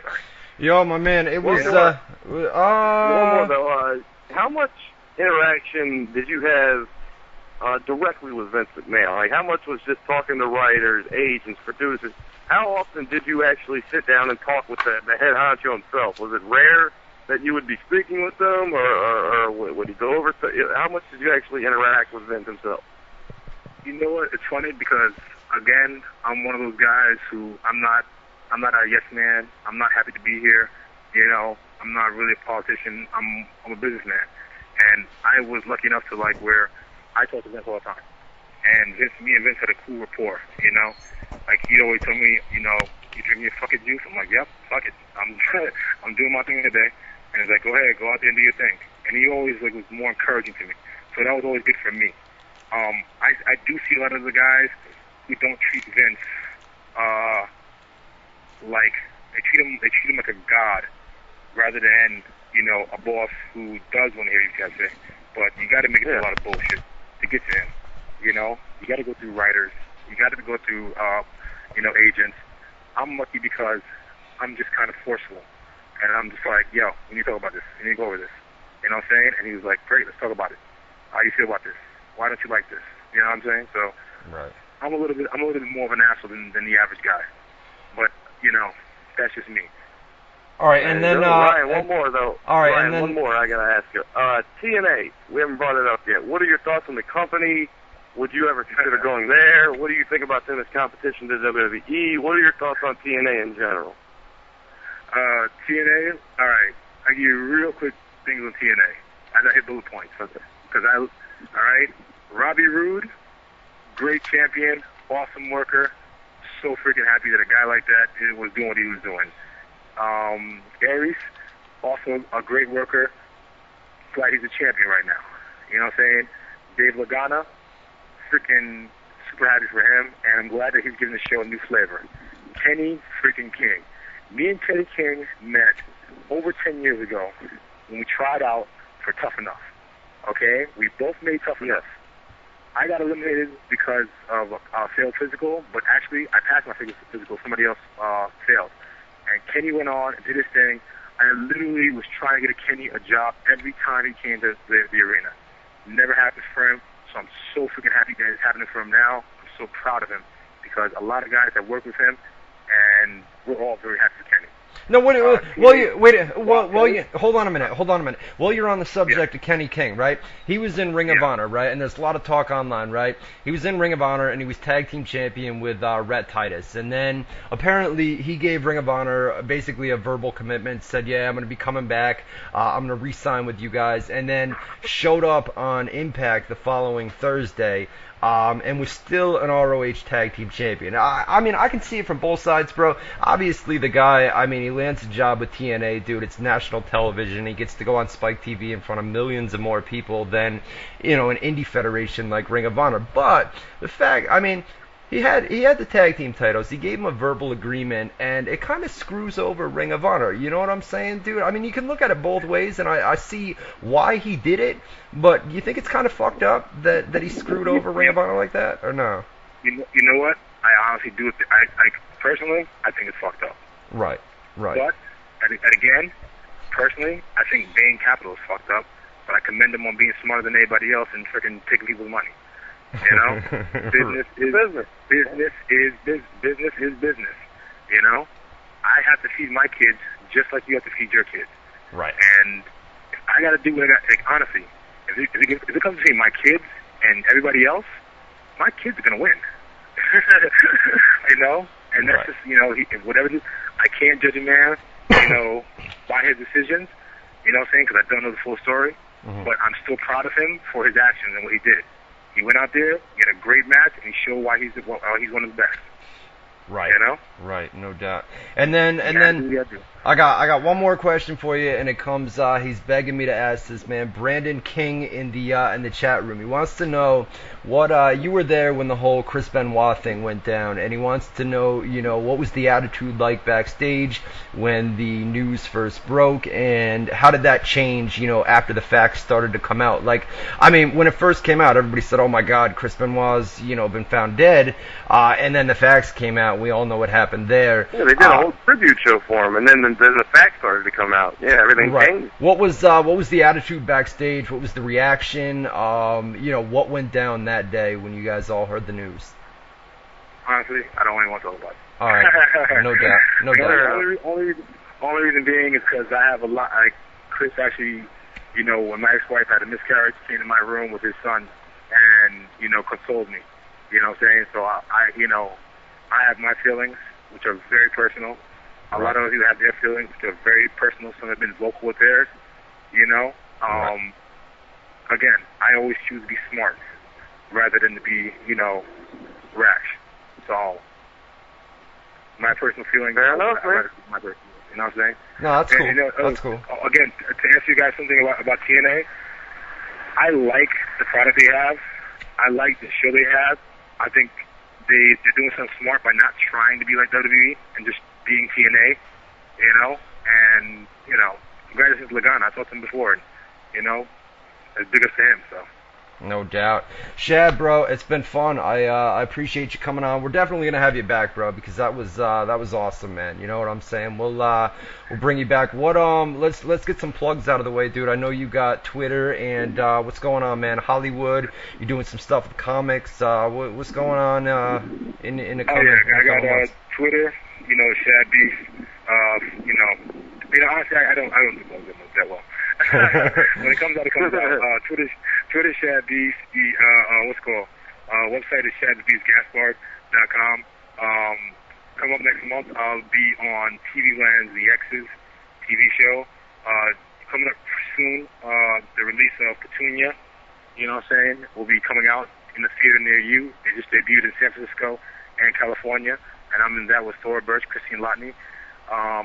Also, I got a couple things I can't talk about. Shit, I almost felt that. Damn it. Yeah, I recently did Law and Order. Really? Months ago. Yeah, you know what's funny? I did Law and Order, and I was like, you know what? Probably everybody's gonna know about it. And like, I don't do wrestling websites. Like, I'm always busy. And so like, I was like, yeah, so you catch my Law and Order? And he's like, what Law and Order? And I was on Law and Order, guy. He's like, dude, for real? I was like, yeah. Did any wrestling sites pick it up? He was like, no. I'm like, well, but I did a good job. You know, I hear about Batista doing movies. Nobody talking about me doing Law and Order. Fucking A. No doubt, bro. But yeah, that's cool, man. All right, man. Well, it's been. And you know what? Actually, and I have a Saturday Fund that hopefully might go with Image Comics. You know, if we do, that'd be good. So tweet Image Comics and tell them to pick up my book. And Script Shadow. You guys are writers, though. You guys know what Script Shadow is? Script Shadow? Yeah. No, what is it? It's a website where the main guy blogs about different screenplays he reads, and I'm trying to get him to read Assassin's Son right now because it's already made its way through Hollywood, and everybody like pretty much knows about it, you know. So actually, I got like a bunch of people reading it right now that I can't mention now, but you'll hear the news probably within 2 months. Hit me up on Twitter, dude. After I'll contact you on Twitter later tonight, and you got my cell phone number, so just give me a call, or I'll get in touch with you over the next couple days, dude, and we'll get some links and shit, and then I'll put them up on the website for you. All right, cool. Yeah, I'll knock it out for you guys. All right, bro. I appreciate it, man. Be good. No worries. Hey, everybody be safe. Thank you guys for answering asking questions and. You know, they want me on again, alright? Alright, no doubt. Definitely, bro. Definitely. Alright, we'll see you later, bro. Alright. Alright, that was Shad Gaspard, former member of Crime Time. That was awesome, man. That was fucking good interview, man. We learned a lot, I think. I did, at least. He's crazy, dude. He's so... listen, here we go. Ready? Yeah. Yo, yo, yo, yo. Pop a 40 and check your rollies. It's crime time. Brooklyn, Brooklyn. We're bringing it to you. We're bringing it. What you gonna do? We're bringing it to you. We're bringing it. Yeah, that's how. Hey, yo, no more Hollywood. Nah, this is Hollywood. And it's crime time. Be scared? You probably should. I come from the streets. I was raised. Brooklyn. Brooklyn. Hey, I told. Good guy, good interview. I think that went well. Yeah, I told you guys. I mean, your phone's kind of a lot of people in the chat room were saying, Ryan, you're getting cut off. Boone's on kind of like it's like a 2 or 3 second delay because he's on a cell phone tonight. So it was tough, man. When Shad would stop talking, Boone would cut in, and then I would cut in at the same time, and there's that little delay, and it fucks things up way more than you guys know. But we're definitely gonna have him back. I mean, I told you guys he was gonna come on here and he was gonna shoot the shit, and he didn't hold anything back. I mean, he didn't want to talk about the Chris Benoit situation, and that's fine. A lot of people don't. He dodged a couple questions. Let's be honest. He gave a couple generic answers here and there, but for the most part, it was pretty wide open, man.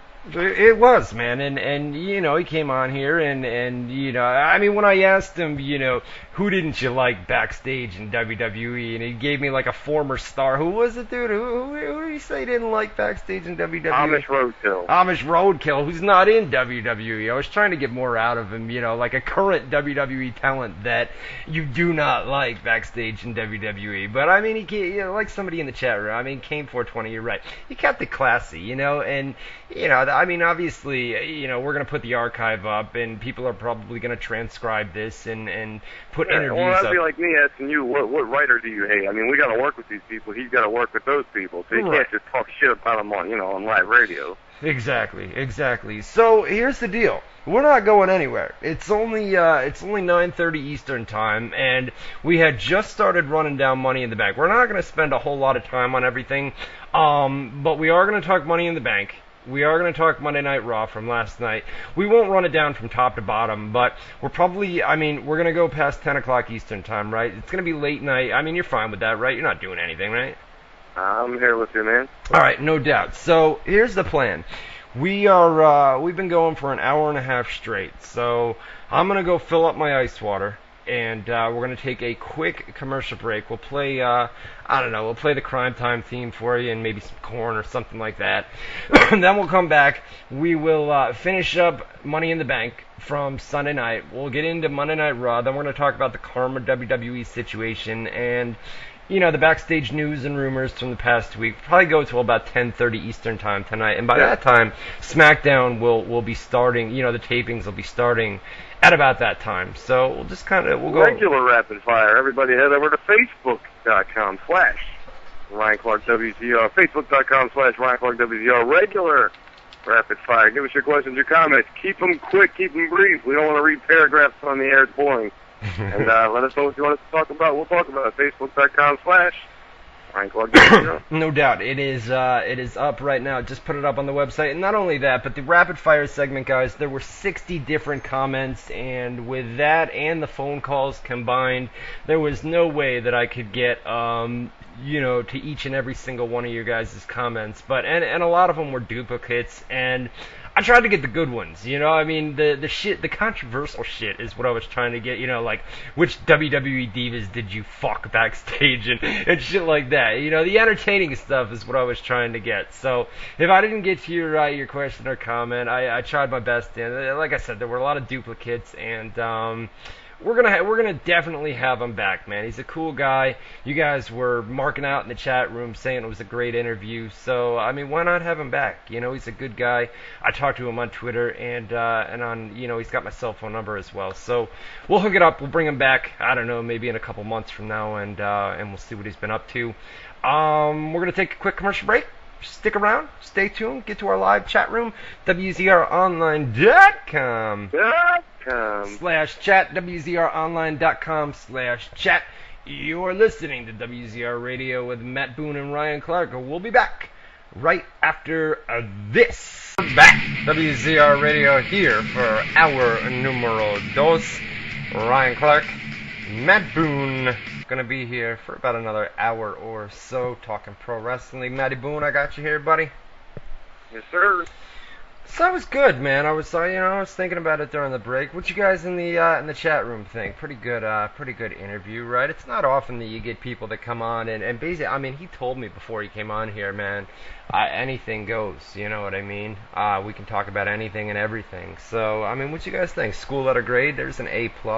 Awesome, great guys. It was cool. It was good stuff, Ryan. Not bad, right? What'd you think, man? Overall?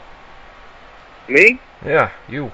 Like I said, I learned a lot. I thought it was a good interview. A bunch of shit I didn't know that I do now that we've talked to the man. And who was? It was entertaining too. You guys were talking about Sergeant somebody. Who is that? Sorry, I was waiting to say. Sergeant Buddy Lee Parker. He trained Goldberg, Batista, and I guess he trained Shad Gaspard as well. A bunch of guys. He ran the WCW power plant. Oh, is that? All right, no doubt. Yeah, that was way back in the day. I'm gonna talk to him. He's got some upcoming projects and things like that. So, we'll put the links up on the website for him. I don't mind. He's a cool guy, man. So I don't mind, putting links up to YouTube things and stuff like that for him. So we'll have him back here in the. I gotta stretch, man. Whew. Damn, it's been a busy couple days. Yesterday was crazy on the websites, man. I just cracked open a beer too, man, and I brought an extra one in here too, because we got another hour to go. But, got any beers down there or no? Don't have any beers? Yeah, I cracked open a beer. No I haven't beers? drank in a fucking shit, man. It's been like a month since I've had a beer. Really? Good for you. Good for True you. story. Sorry, I had to roll I'm out of cigarettes. This guy gave me these cigarettes to roll, and the fucking cherry keeps falling off. I don't want to burn myself. You know, I should start doing that, to be honest with you. At $10 a pack. They're what, $10 a pack up there? God, well, they went down 20 cents, man. So we're at like $9. They used to be $9.80 a pack, and now we're down to like $9.60 a pack or something like that. That's insane. We were having a discussion the other day. How much would they have to raise cigarette prices before I would quit? And I honestly can't quit. So they could charge 20 a pack. I'd just well, make them laugh. you're right. I'm the same way, man. It's not as easy as just quitting cigarettes. Yeah, everybody says, well, quit cigarettes. It's tough, man. It's a hard habit to break. You know what I mean? They say quitting cigarettes is harder than heroin or cocaine or crack or anything. You know, they say it's the hardest habit to kick. Nicotine is a bitch, man. You know what I'm saying? Nicotine it's a bad thing and it's a bitch to quit. But what are you gonna do? Anyways, we got our live chat on and popping. Lots of new people tonight. If you guys like what you hear, we're here every Tuesday night from 8 to 10 Eastern Time. WZROnline.com. Man, I was talking to somebody yesterday. Nice. Not bad, right? I was talking to somebody. Well done. That was a beer burp right there. You know how whenever you crack open your first beer, dude, and you take a couple sips out of it, and you always get that first burp? It's a good one. It's always a good one. That first gulp, yeah. It's right? gotta come back out. Exactly, dude. But I was talking to somebody the other day about WZROnline.com and how much it's grown over the past couple of years that I've owned it, man. 20,000 unique visitors yesterday for about 86,000 page views, which is crazy, man. 20,000 unique, that's different people that visit the website, and then they come back 4, 5, 10 times a day, and it translates into page views. But man, oh man, it's just crazy. And then with you doing the galleries, and I feel like that's one of the things about WZR Online is other websites have the news, and we've got all the news. And we have these interactive features too, the shout box and the comment script. A lot of people are starting to comment inside posts, so it's becoming that discuss thing. Yeah, the discuss script that I added, and more people are commenting inside news posts. And then, in addition to that, we've got the photo galleries, which other websites don't have. You know what I mean? They've got the news and the rumors, and of course that's what most people are coming to the website for, anyways. But it's got the photo galleries that you do, and I feel like that adds a lot of life, You not only have the photo galleries that I do, but you got my voice for 2 hours a week. Nobody else can say that. Nobody. You see? And that's a very rare commodity. Speaking of which, my voice wants to say something right now. Is that a good thing? I want the Army to show our previous guests the strength of the Army. Get a Twitter out. I want everybody that's listening that has a Twitter account to go over to Mr. Shad, go over to his Twitter, say great job on WZR. Let him know that you heard him. Let him know that he came on a show that a lot of people listen to, and that you appreciated it, and that you thought it. Let them know the power of the Army. You should. In numbers. You really should, man. And Boone is absolutely correct, man. It's twitter.com/ShadBeast. ShadBeast, Shad Beast, and go over there and just be like, listen, man, I heard you on WZR Radio tonight, awesome stuff, and or say you suck. If you want to hashtag our Twitter, that's fine. Go ahead, no problem. But definitely let them know you heard on WZR Radio with Ryan Clark and Matt Boone. Just one quick line, tell them thanks for coming on. You did a great job, good interview, great show. Something quick. Let them know that we have an Army and that they appreciated it. Shad Beast, yeah, that's the and then look at his Twitter account earlier in the day. If you look at the top news post, or the top not news post, but his top tweets, he's plugged our Twitter account. I didn't ask him to do that. I didn't ask him about any of it. I had no idea he was going to do this, and then it started showing up on my Twitter feed. He's got 75,000 followers. that he was able to plug the show to tonight. So the least we could do is pay him back a little bit and say, man, thanks for coming on WZR Radio, and hopefully you come back soon. We're definitely going to have him back sooner than later. You know what I mean? We'll give it a couple months, and then bring him back and let us know what he's been up to. But I'm tired, man. Can you hear it in my voice? I can hear it in your voice, definitely. Maybe you need to drink up a little bit. That'll perk me up. That's the point that I got the beers, hoping that, wake me up a little bit. Well, before we got on the air, you were all worried. You said, "Oh, you're quiet. You're not talking a lot." I said, "I'm fine, motherfucker. Wait till the red light flashes." No, they said in the chat room, hey, when we first came on here, they said Boone sounds tired tonight, man. You know what I mean? I'm actually not tired at all. I don't know, man. Maybe it's because I'm on a cell and I sound different. I'm full of life, feeling good. Yeah, all right. No doubt. I'll be feeling good here in a minute, man. All right. I got the Coors Light going, man. Coors Light. It's a good beer, though. Having the Rockies. Having the Rockies, dude. They got this new with the can thing where the mountains light up. If your beer's cold, they turn blue or something like that. Really? You didn't notice that? That's how long it's been since I've had a beer. I did not even know that. They came out with this like a year ago, but that's okay. Anyways. Fuck off. I never drank Coors Light. What do you drink? I drink fucking Natural Light, the cheapest shit they got. Oh my god, dude. I'm not a beer connoisseur. I'm not drinking for flavor. I'm drinking to get drunk. That's how I feel, dude. I feel the exact same way. Fuck it, man. You're drinking beers to get shit-faced, you know what I'm saying? Hey, Jonesy. I love having a steak and a Coors Light, not Bud Light. That's disgusting. I'm drinking beer to get drunk, not because it tastes good. Check this out. Jonesy, in the chat room. T-shirts? Want to know about T-shirts?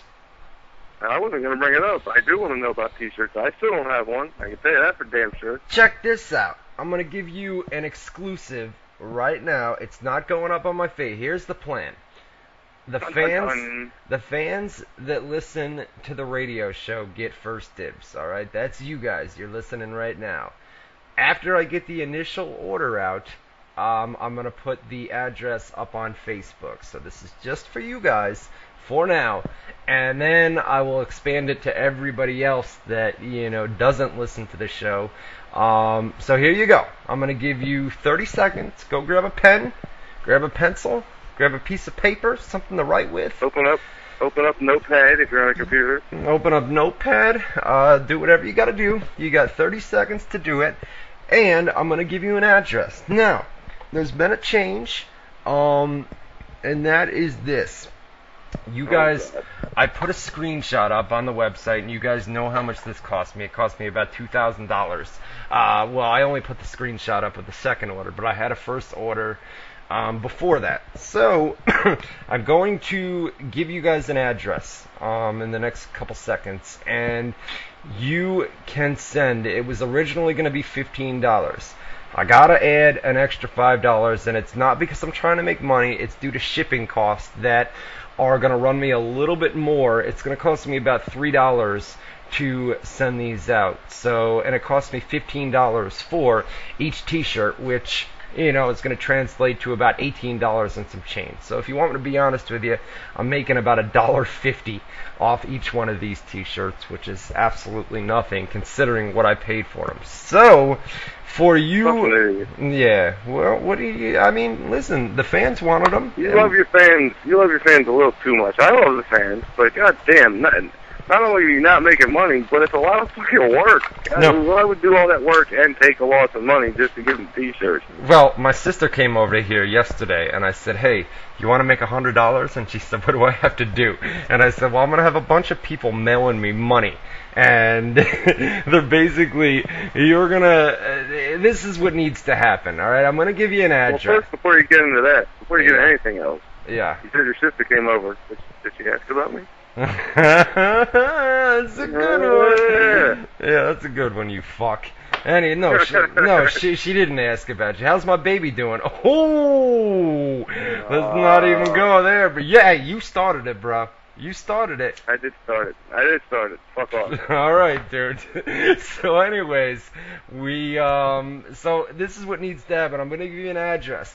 You need to, number one, if you send me a $20 bill, you can do it one of two ways.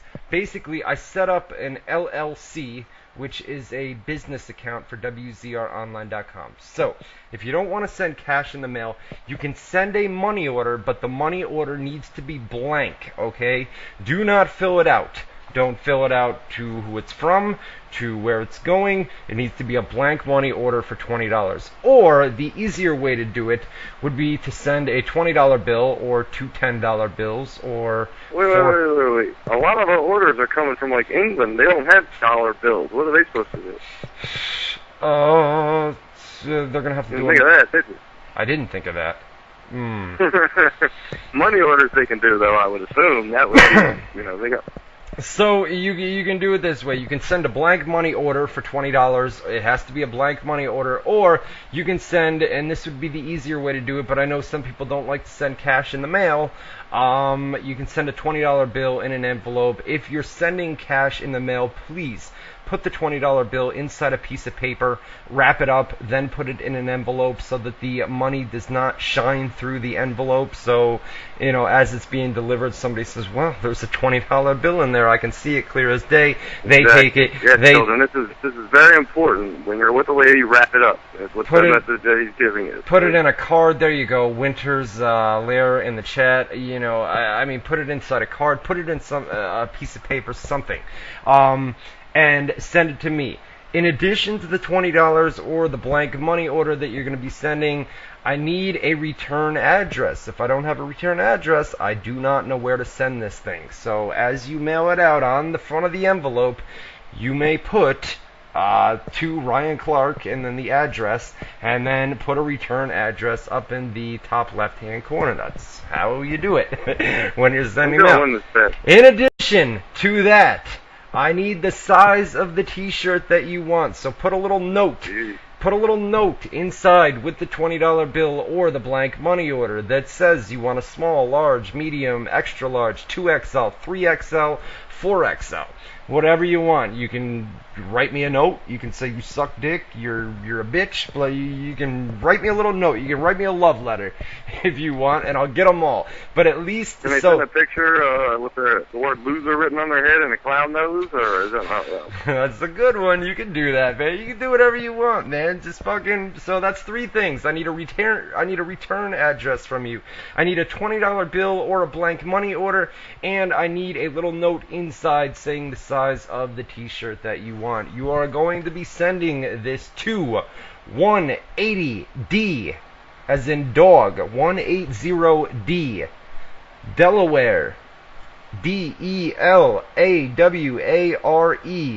Ave, 180D, Delaware Ave, Troy, Troy, New York, 12180.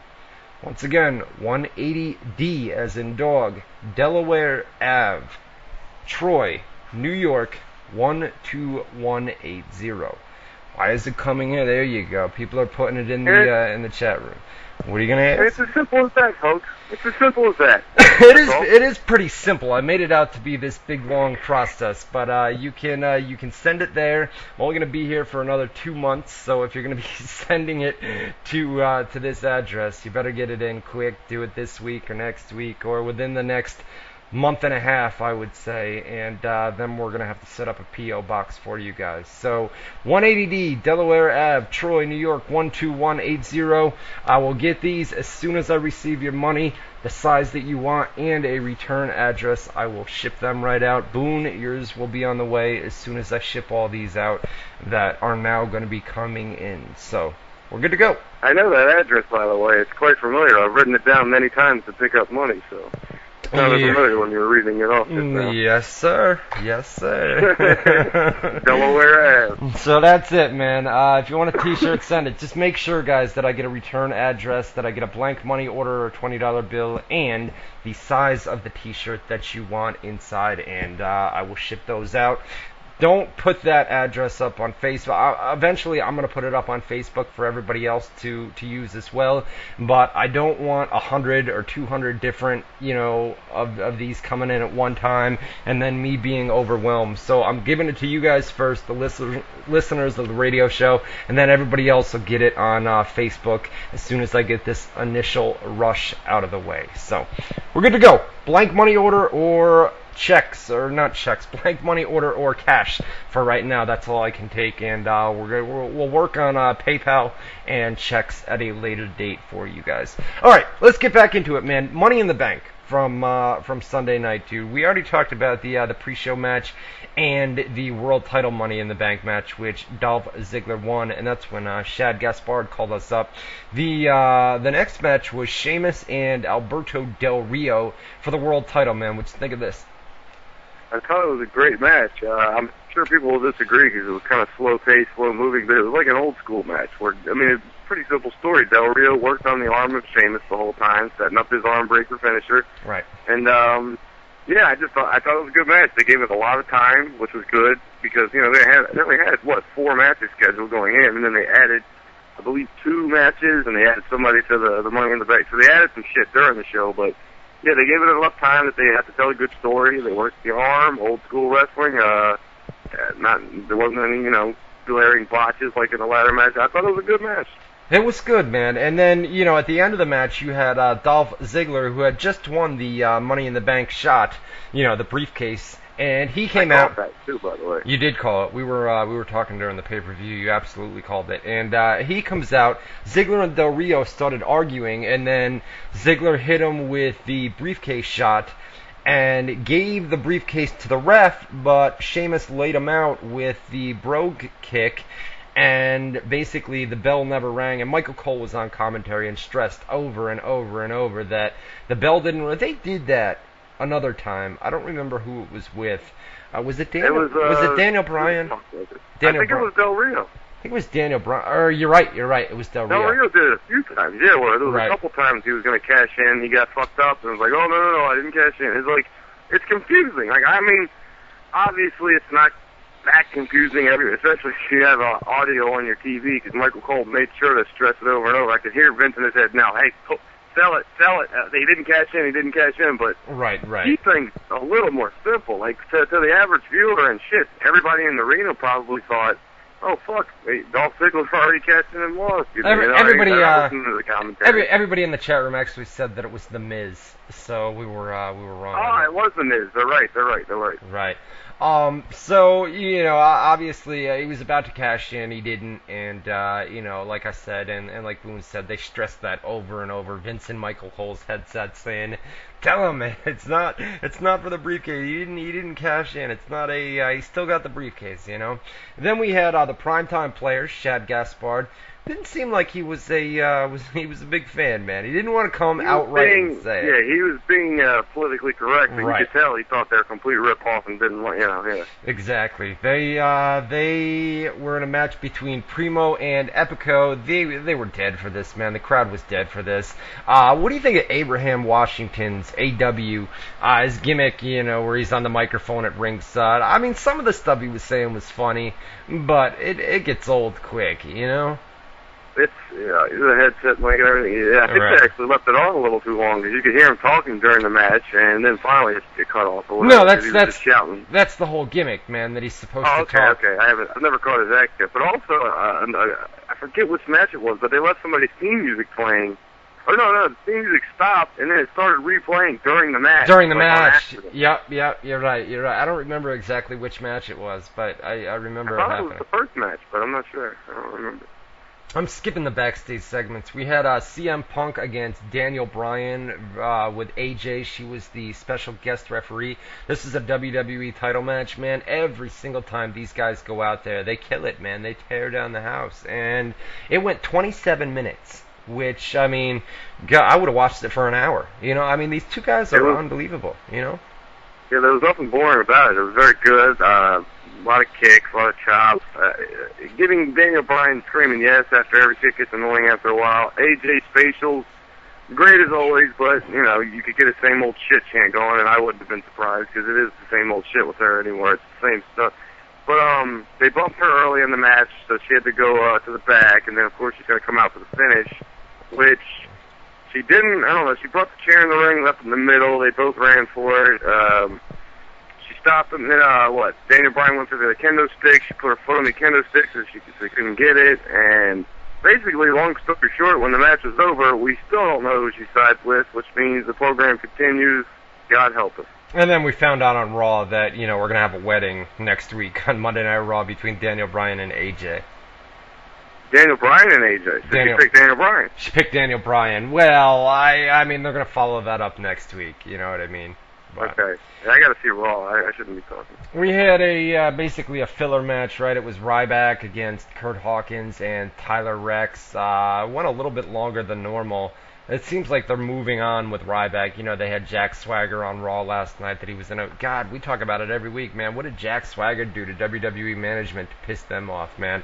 Ryback took him out on Monday Night Raw last night, and then, Ryback after the match, it was pretty much a squash. After the match, you had the chance to feed me more, and he tried to get the crowd to do it. Goldberg chants during the match as well. Actually, during the pay-per-view, he did some selling for Hawkins and Rex. That was pretty... I don't think had he ever sold before in a match? That was the first time I've ever seen him selling. I think he's done it before, but not for long, man. Not for long. Yeah. You heard, and they were saying on commentary, these aren't just two nobodies. They're actual name wrestlers. So it's not the same thing where he's beating up two nobodies. So they tried to stress that. You had the Divas match, dude. It was Layla, Caitlyn, and Tamina Snuka against Beth Phoenix, Natalya, and Eve, right? Eve Torres. Eve, yes. Right. This was quick, man. Tamina super kicked Beth Phoenix, and Layla got the pin on Beth with another super kick. So that was that. And then we had the main event, dude. It was the Raw Money in the Bank title match. It was John Cena, Big Show, Miz, Kane, and Chris Jericho. Another really good... I mean, both Money in the Bank matches were great. There was just the botch at the end of this where the handle came off the briefcase. And that was funny. and Cena even addressed that to the live crowd, like, yo, the fucking handle broke, you know what I'm saying? But I mean, it was good. It was good. What's that? Which did you think was the better Money in the Bank match? Oh, SmackDown. The opening match. I thought Raw was better. Really? What's up, Reggie? I thought the Raw one was better. I like the fact that they had that big ass ladder. I love the spot where Cena attitude adjusted, Big Show through the table, and then they all buried him under ladders and shit. That was cool. What do you mean, what's up, Reggie? Yeah. What'd you say? I said, what do you mean, what's up, Reggie? That motherfucker was just barking his head off, wasn't he? No, he's laying right here. He's passed out. Alright, I could have sworn I just heard some barking, but alright. No, he's passed out, man. He's a good boy. Who's a good boy? Tell him to wake up. Let's interview Reggie. What the fuck? Wakey. Cow. Yeah, what is he eating? Wakey. He's got his food over here, man, but no, he's passed out. He's out. My dog is still in fucking Clearwater. Is he really? Yeah, man. I'm supposed to get him in like 2 weeks to a month or something. It's been, like I told you last week, I had so a month and a half ago, I let my friend take him when I got evicted. So, alright, I'm in the hotel, they don't allow dogs. So she's got him for 2 weeks. Mm-hmm. The day she gives him to me is the day I drive to Clearwater. So I had him in the car with me. That's the first time I've seen him in 2 weeks. So I've got him for like an hour, it's like 3 hour car ride to Clearwater. As soon as I get there, I'm in the hotel. He can't stay there, so he's with a friend for 2 weeks. Then I seen him one day at the park for like an hour. Give him back to the friend. It's been another week, and it'll be 2 or 3 more weeks before it's been like fucking 2 months since I've had my baby, and I miss him. I miss my baby puppy. He's got to get him back, bro. He's gonna flip out when he sees him, man. And my dad's nuts, back, man. When we went to the park, he was loving it. I thought he would forget me and shit. I was nervous, but he didn't forget. Yeah, no, dogs never forget their owners, man. I figure if somebody new is feeding them and playing with them, that Yeah. Anyways, how is this wrestling? Somebody in the chat. NWA Hollywood. Come on, bro. Fuck off. You know how we do it. This is wrestling. This is mixed bag of shit that you get on here tonight, man. You know what I'm saying? Get to our live chat room, WZROnline.com. /chat, WZROnline.com/chat. A lot of new people in here tonight, man. A lot of new people. All right. Did the chat ever hit 100? No, it got to 96. I think I saw that. And now we're... Motherfuckers. Well, then Shad left, and I think everybody thought we were done, and now we're back in the 70s, but what are you going to do? Anyways.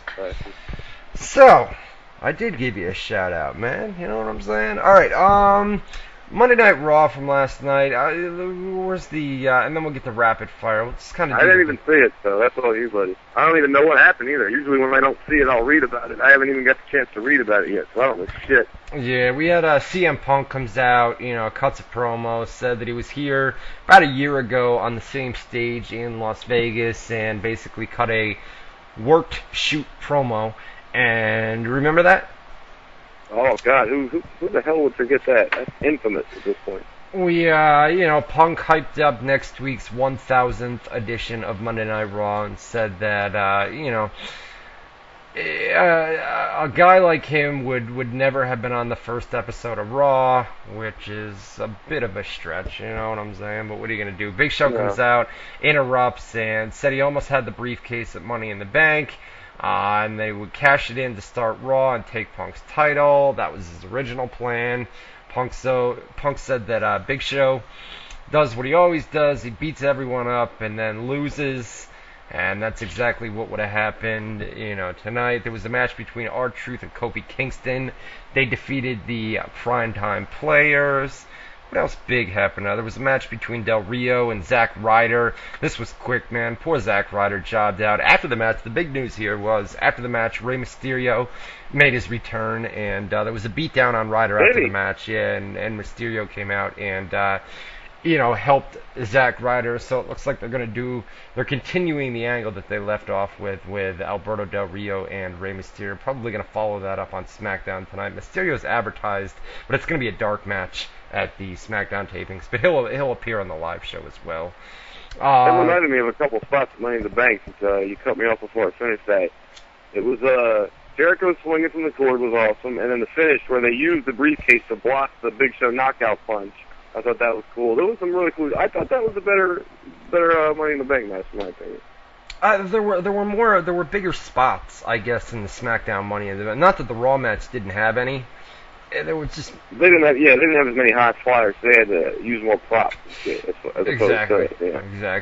Heath Slater, the whole deal here this week was, he came out, cut a promo, said that, I know the deal. A legend or somebody from the back is going to come out and they're going to try to defeat me again. It's been going on week after week, and that brought out. Who was it this week? Who was it? Tell me. Rikishi. Oh, dude, I thought you had the theme music. Oh, man. Rikishi? No, I don't even know if I could find that. Hold on a minute. Look for Too Cool. Yeah, they had the same shit. Dance music would come out to it. Yeah, no, he came out and yeah.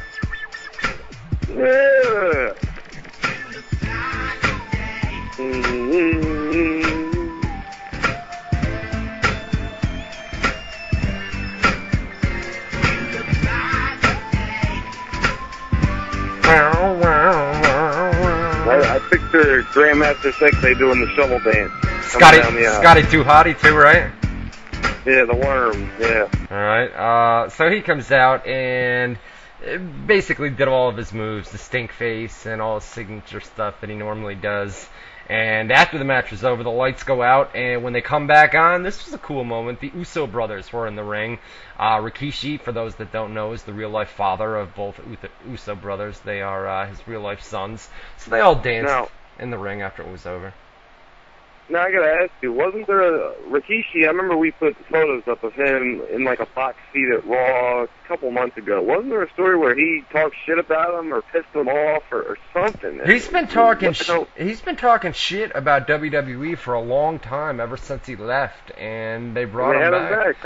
They brought him back, and that's another thing with the 1000th edition of Monday Night Raw. I guess they're going all out where people that they've had problems with in the past. It's not about politics next week. Where a lot of these guys are going to be brought in. We might have patched things up at the Hall of Fame, too, because they inducted Yokozuna, and he was there to accept and everything. So That's true. And I guess he lives in the Las Vegas area. I mean, there were rumors that the Godfather was going to appear on Raw last night.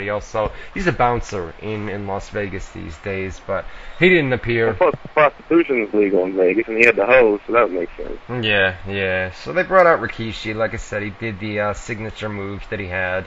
There was a tag team match. It was Daniel Bryan and AJ against Miz and Eve Torres. After this was over, this is where, Daniel Bryan got down and said, I love you, I've always loved you, and will you marry me? And AJ kind of teased that, she was going to walk away, she wanted no part in it, and then eventually she wound up saying yes, It was basically Daniel Bryan out there being all sincere, and, I'm sorry, I've always loved you, blah, blah, blah, blah, blah.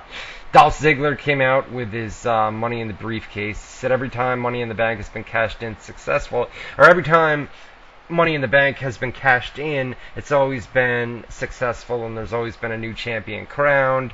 He said he's going to cash it in on Sheamus, and he'll be a better champion than Bret Hart, Steve Austin, and The Rock. He said he's going to be the best undisputed champion ever. And with that line, of course, Chris Jericho came out.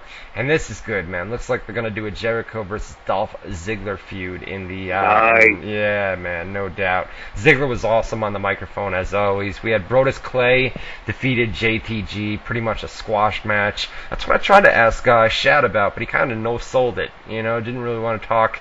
I asked, when I was talking to Shad, I said, what do you think about JTG? And, I didn't want to come outright and say it, but, his jobber status with WWE, and you could tell, man. I mean, they talk. I mean, Shad was saying they work out on a weekly basis, and they talk on a weekly basis, and, of course Shad is, of course JTG is telling Shad, man, listen, this fucking sucks, bro, I'm getting jobbed out on a weekly basis. What do you expect? Do you expect him to come out and beat Brodus Clay? Come on. No, of course not. But the point I'm trying to make is JTG is definitely telling Shad, this sucks, man. I mean, I'm getting jobbed out on a weekly basis. I'm pretty much not being used, or I'm on Superstars. But Shad's not going to come out on a radio show and call out his boy. I mean, it would probably cost him his job. I mean, if Shad were to come out earlier tonight and say, yeah, JTG's pissed off and he's frustrated with his WWE status, and then we make a report about it that JTG is frustrated, I mean, that's not going to do him any favors. So, he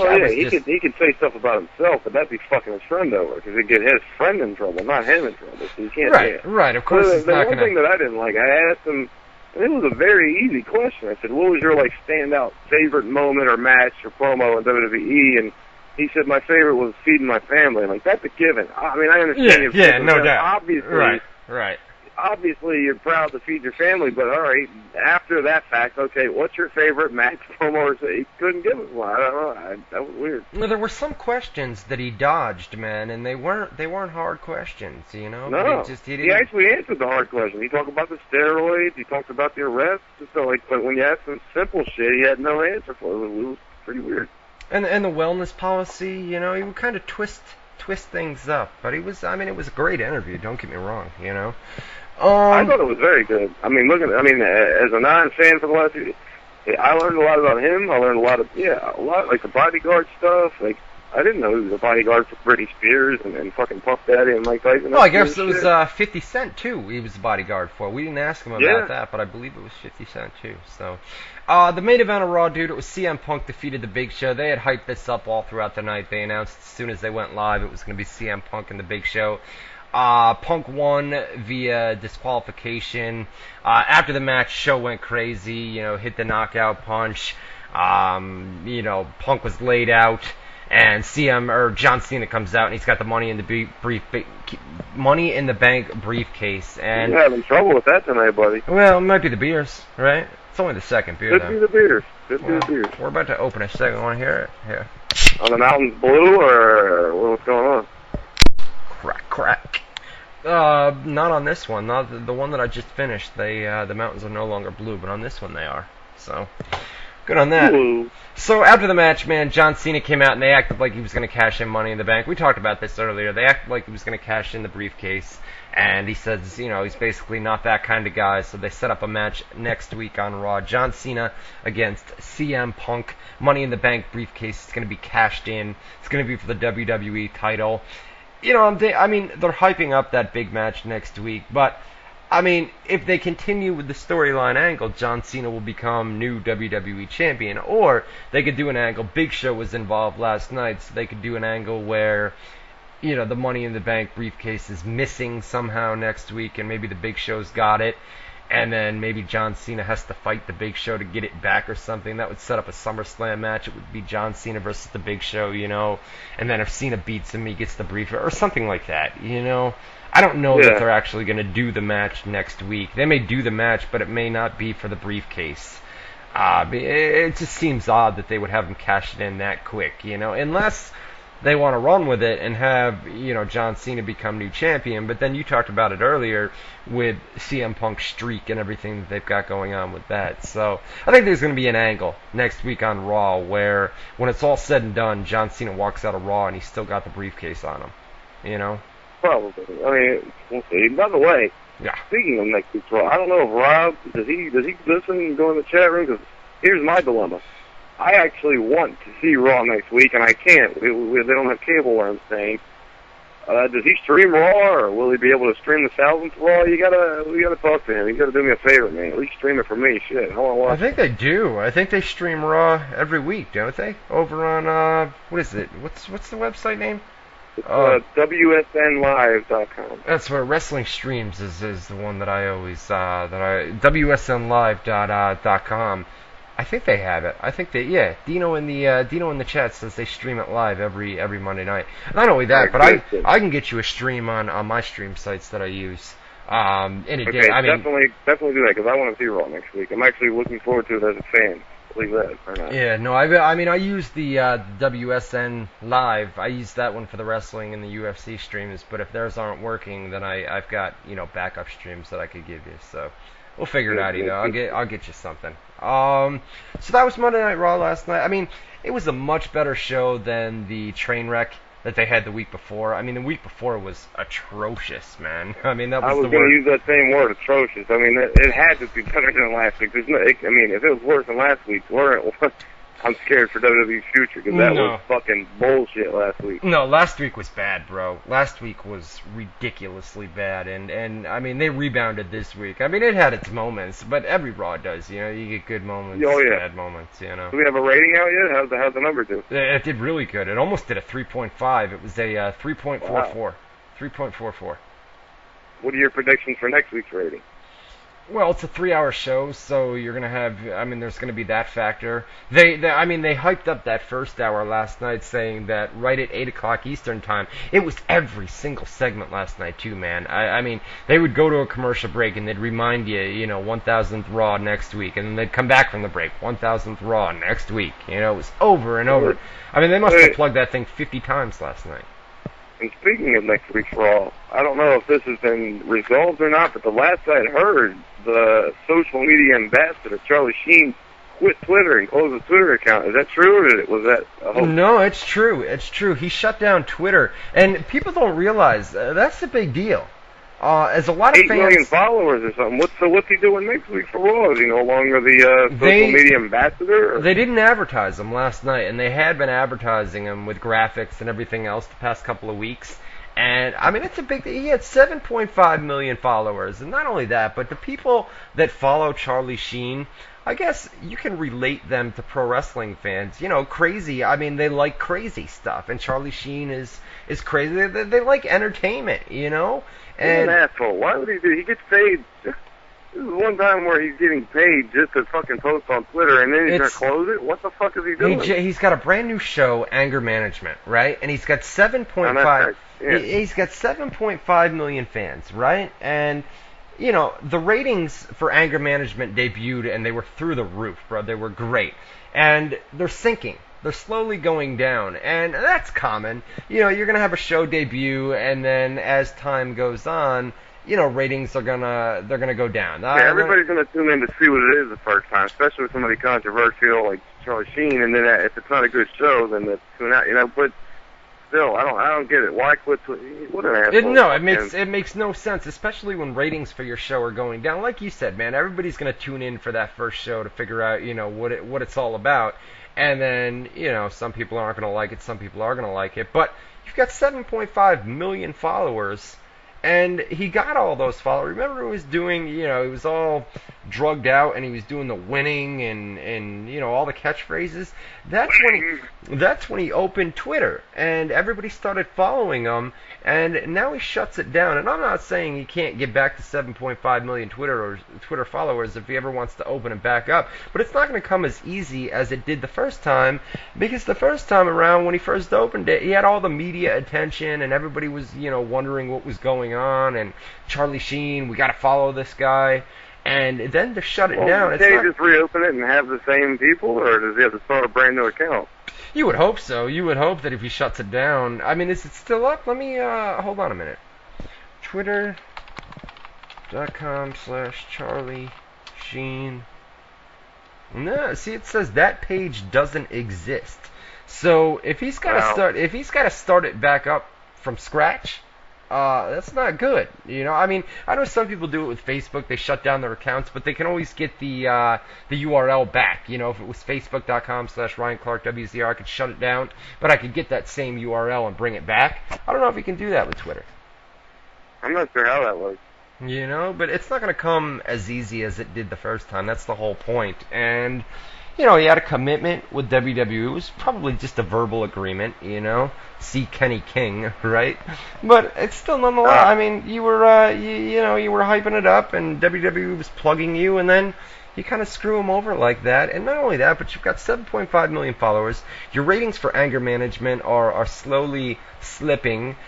Keep it open, man. Plug your show. Plug anger management. Say it's on live tonight, 8 o'clock Eastern time. If nothing else, leave that avenue open. That way, no matter what you do, you're promoting it to 8 million people. Like, why, what possible reason would you want to, I don't want to have a free way of promoting 8 million people. Why would you ever close it? You're fucking going to be the dumbest fuck. It's weird, man. It really is weird. Maybe he thinks he's a weird guy. He thinks he's bigger than Twitter and bigger than everybody else. It's got to be an ego type thing. You know what I mean?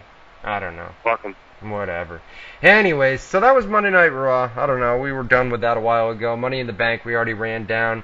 Karma, we already pretty much talked about Karma and her status with WWE. The honest truth is, guys, we don't know. We simply don't know. We think she's gone with WWE, but I don't want to go and put up a post that says Karma gone from WWE, and then, she shows up on the 1000th Raw or on SummerSlam or on a pay-per-view or something like that, and then we're dead wrong. So we're kind of holding off until we can get further confirmation. Maybe we'll have something, later this week, but all signs point to her being gone from WWE. She's not talking, and WWE's kind of playing games with their website, so... Maybe my sources are better than yours on this particular story, because when it comes to the is Karma in WWE anymore, I have the actual official answer. Would you like to know the official answer? Well, yeah. Is Karma in WWE anymore? The official answer is who gives a shit. I forgot to check the sources on that one, so that's the answer. That's true. But I mean, they had big plans for her when she was coming back. They were going to do a feud with Beth Phoenix, and that would have been money for the women's division. That's like the only match worth of shit in the women's division, and they never really got to do it in a big way. Right. Yeah. I mean, the honest truth, though, guys, we don't know, and as soon as we find something out, we'll put it up on the websites for you guys and let you know what the deal is. And then the other big news is the 1000th edition of Monday Night Raw next week, man. Obviously, they got big plans for that. We know as of right now, I did a report last night where we gave you guys the full schedule for next week's show. Here's what we know. It starts at 8 o'clock Eastern Time. It's going to be 3 hours weekly. It's going to be from 8 to 11 Eastern Time. Starting next week, 3 hours every single Monday night. The main event is scheduled to be a WWE title match, John Cena against CM Punk. We know that a DX reunion, at least featuring Triple H and Shawn Michaels, will open the show at 8 o'clock Eastern Time. They did an angle on Raw last night. Christian is going to defend the IC title. We know Brock Lesnar is going to be there to confirm his match with Triple H at the SummerSlam pay-per-view. Paul Heyman. No Heyman on Raw last night to hype that up? No Heyman, man. And people are worried about that, too, where weeks and weeks go by and nothing is being said about the match. So they're expected to do something big next week to make the match official. Paul Heyman's supposed to be there alongside Brock Lesnar to kind of help sell the match and the storyline. So we'll have that official next week, Brock Lesnar and Triple H at SummerSlam. The Rock is going to be back, returning to WWE. And they're going to do something with the WWE title. He's been tweeting as of late that before he goes away again, he's going to become WWE champion. So we know he'll be back. Maybe he'll announce at WrestleMania next year his match will be the WWE title match, and that'll be the big promo he does. There you go, something like that. Daniel Bryan and AJ are going to have a wedding next week. WWE weddings, come on, look at the past. That can't spell good news, you know what I mean? CM Punk will probably get involved in that. Maybe not, though, because he's in the WWE title match. He will get involved in that, of course he will. Right. There will be an announcement of a new permanent Raw general manager. We don't know who that is. I don't believe it's going to be Ric Flair. I don't think WWE... I mean, Matt Morgan is supposed to come into WWE, but they've got an ongoing lawsuit with TNA, and by WWE bringing in former talents from TNA, it's just not good for their lawsuit versus TNA right now. So I think they're going to hold off on bringing any former names from TNA, Ric Flair, Matt Morgan, people like that. Anybody that's under contract with TNA, Kurt Angle, Hulk Hogan, they're obviously not going to appear on the show. They're bound by a contract in TNA, so they won't be there. As far as Vince McMahon, Vince will probably be there. Actually, no doubt about it, Vince will be there. Stephanie McMahon, absolutely. Stephanie McMahon is a good possibility. As far as Shane McMahon is concerned, it's a long shot. Yeah, it's doubtful. Linda McMahon won't be there because of the Senate campaign, and her opponent's been taking numerous shots at Linda and WWE, so definitely no Linda McMahon next week. As far as The Undertaker is confirmed, I would go out on a limb and say he'll probably be there next week. What about Bret Hart? Bret Hart is going to be there. Mick Foley and Roddy Piper are also confirmed. All three of those legends are confirmed for next week. Bret Hart's confirmed? Bret Hart, Mick Foley, and Roddy Piper are all confirmed. Yes. Wow. Damn, I'm dying to see this show now. That sounds like a fucking great lineup. Tatanka, Stone Cold Steve Austin, Diamond Dallas Page, Steve Blackman, Mean Gene Okerlund, Vader, Doink the Clown, Bob Backlund, and Sid Vicious. Some of those names you guys have seen in recent weeks, but they've all been contacted to appear. I don't know about, DDP, Doink the Clown, Bob Backlund, Sid Vicious, whether their time is up and they were going to be on the Raws leading up to the actual 1000th Raw, or if they're going to be brought back for the actual show next week or not. But they have all been contacted to appear by WWE recently. Doesn't appear what about like Diesel? Kevin Nash tweeted recently he's going to be on vacation. He was contacted to appear, but he takes a family vacation every single year at this exact time and will not be there. So, it was his birthday last Monday. I know that because it was your birthday. His birthday is mine. All right. But I did have one news story I wanted to ask you about. What's going on with Kurt Angle and Gerald Briscoe? Oh, the whole Hall of Fame thing that went down? I don't know what that is. All right, Kurt Angle was, he had given advance notice that he was not going to be able to appear at the Hall of Fame ceremony. It was either due to a TNA commitment that he had already had or a personal family issue. And he sent in a 10-minute video package that was to air during the Hall of Fame. When they went to air it, they had issues, and nobody wound up seeing it as the video wouldn't play. So after when it was time for Kurt Angle to receive his award, obviously he wasn't going to be there. Gerald Briscoe showed up and auctioned it off for either $250 or $450. All right? Auctioned it off to somebody in the audience. And Kurt Angle came out on Twitter and said, that was a dick move, man. That was a dick thing for you to do. You guys knew I wasn't going to be there, and you went and auctioned it off. Well, the company... You said the plaque? The plaque. The plaque for... Where could you see a photo of that if you want to see what it looks like? I'm not even sure. You can go to WZROnline.com/photos to see that plaque. Oh, okay. There you go. No doubt. So, they auctioned it off, and then when it was all said and done, the company behind the Hall of Fame came out, and they posted a photo of the plaque and said that Gerald Briscoe had given it back, and, it was going to be mailed to Kurt Angle in the coming weeks. So when it was all said and done, Kurt Angle still gets his plaque, but it was a dick thing for Gerald Briscoe to do, I mean, it was a dick. Yeah, the Hall of Fame induction where you're honoring somebody's entitlement, that's a dickhead move. And what a scumbag to do that. I mean, supposedly, I read something like it was supposed to be like a joke that he would have known, he would have known it was a joke and they were just having fun, but that's not the place to do that kind of shit. You're being honored. Don't fuck around. It was a real dick move for him to do, but when it was all said and done, Kurt Angle's going to get the plaque mailed to him, and that's pretty much all there is to it. But yeah, you're right. All is well that ends well. All is well that ends well. Exactly. And speaking of ending well, that does it, man. Well, hot damn. Well, hot damn. That was a good show tonight, man. Shad Gaspard, big thanks to him. And go to his Twitter account, guys. Please, man. Tell him that you really enjoy the interview on WZR Radio. Let him know, you want him to come back on WZR. I'm probably going to wind up talking to him tomorrow. Maybe I'll call him later tonight after we go off the air and just, thank him for coming on because that was awesome stuff. Twitter.com/ShadBeast is his Twitter account, so go on over there. Yeah. Make sure to mention WZR Radio in your tweet so he knows it's us. Let him know the Army's out in full effect. We forgot about rapid fire. Can we get through real quick, man? Real quick, all right? I'm with you, man. Let's go till fucking 3 in the morning. I can give a shit. I gotta pee so bad, though, bro. I gotta pee. Can you go to my face? I can't do them for you. You can't do them? I'm not at a computer, remember? All right, Terry Donald, what did you think of Rikishi's return? I thought it was, it was entertaining. You know what I mean? It was a surprise last night on Raw. We didn't know who the legend was going in this week, and how fat did he look? No, he looked good. No, he lost weight, man. He's still fat, but he lost weight. He looked good. Wow. Looked good. Cool.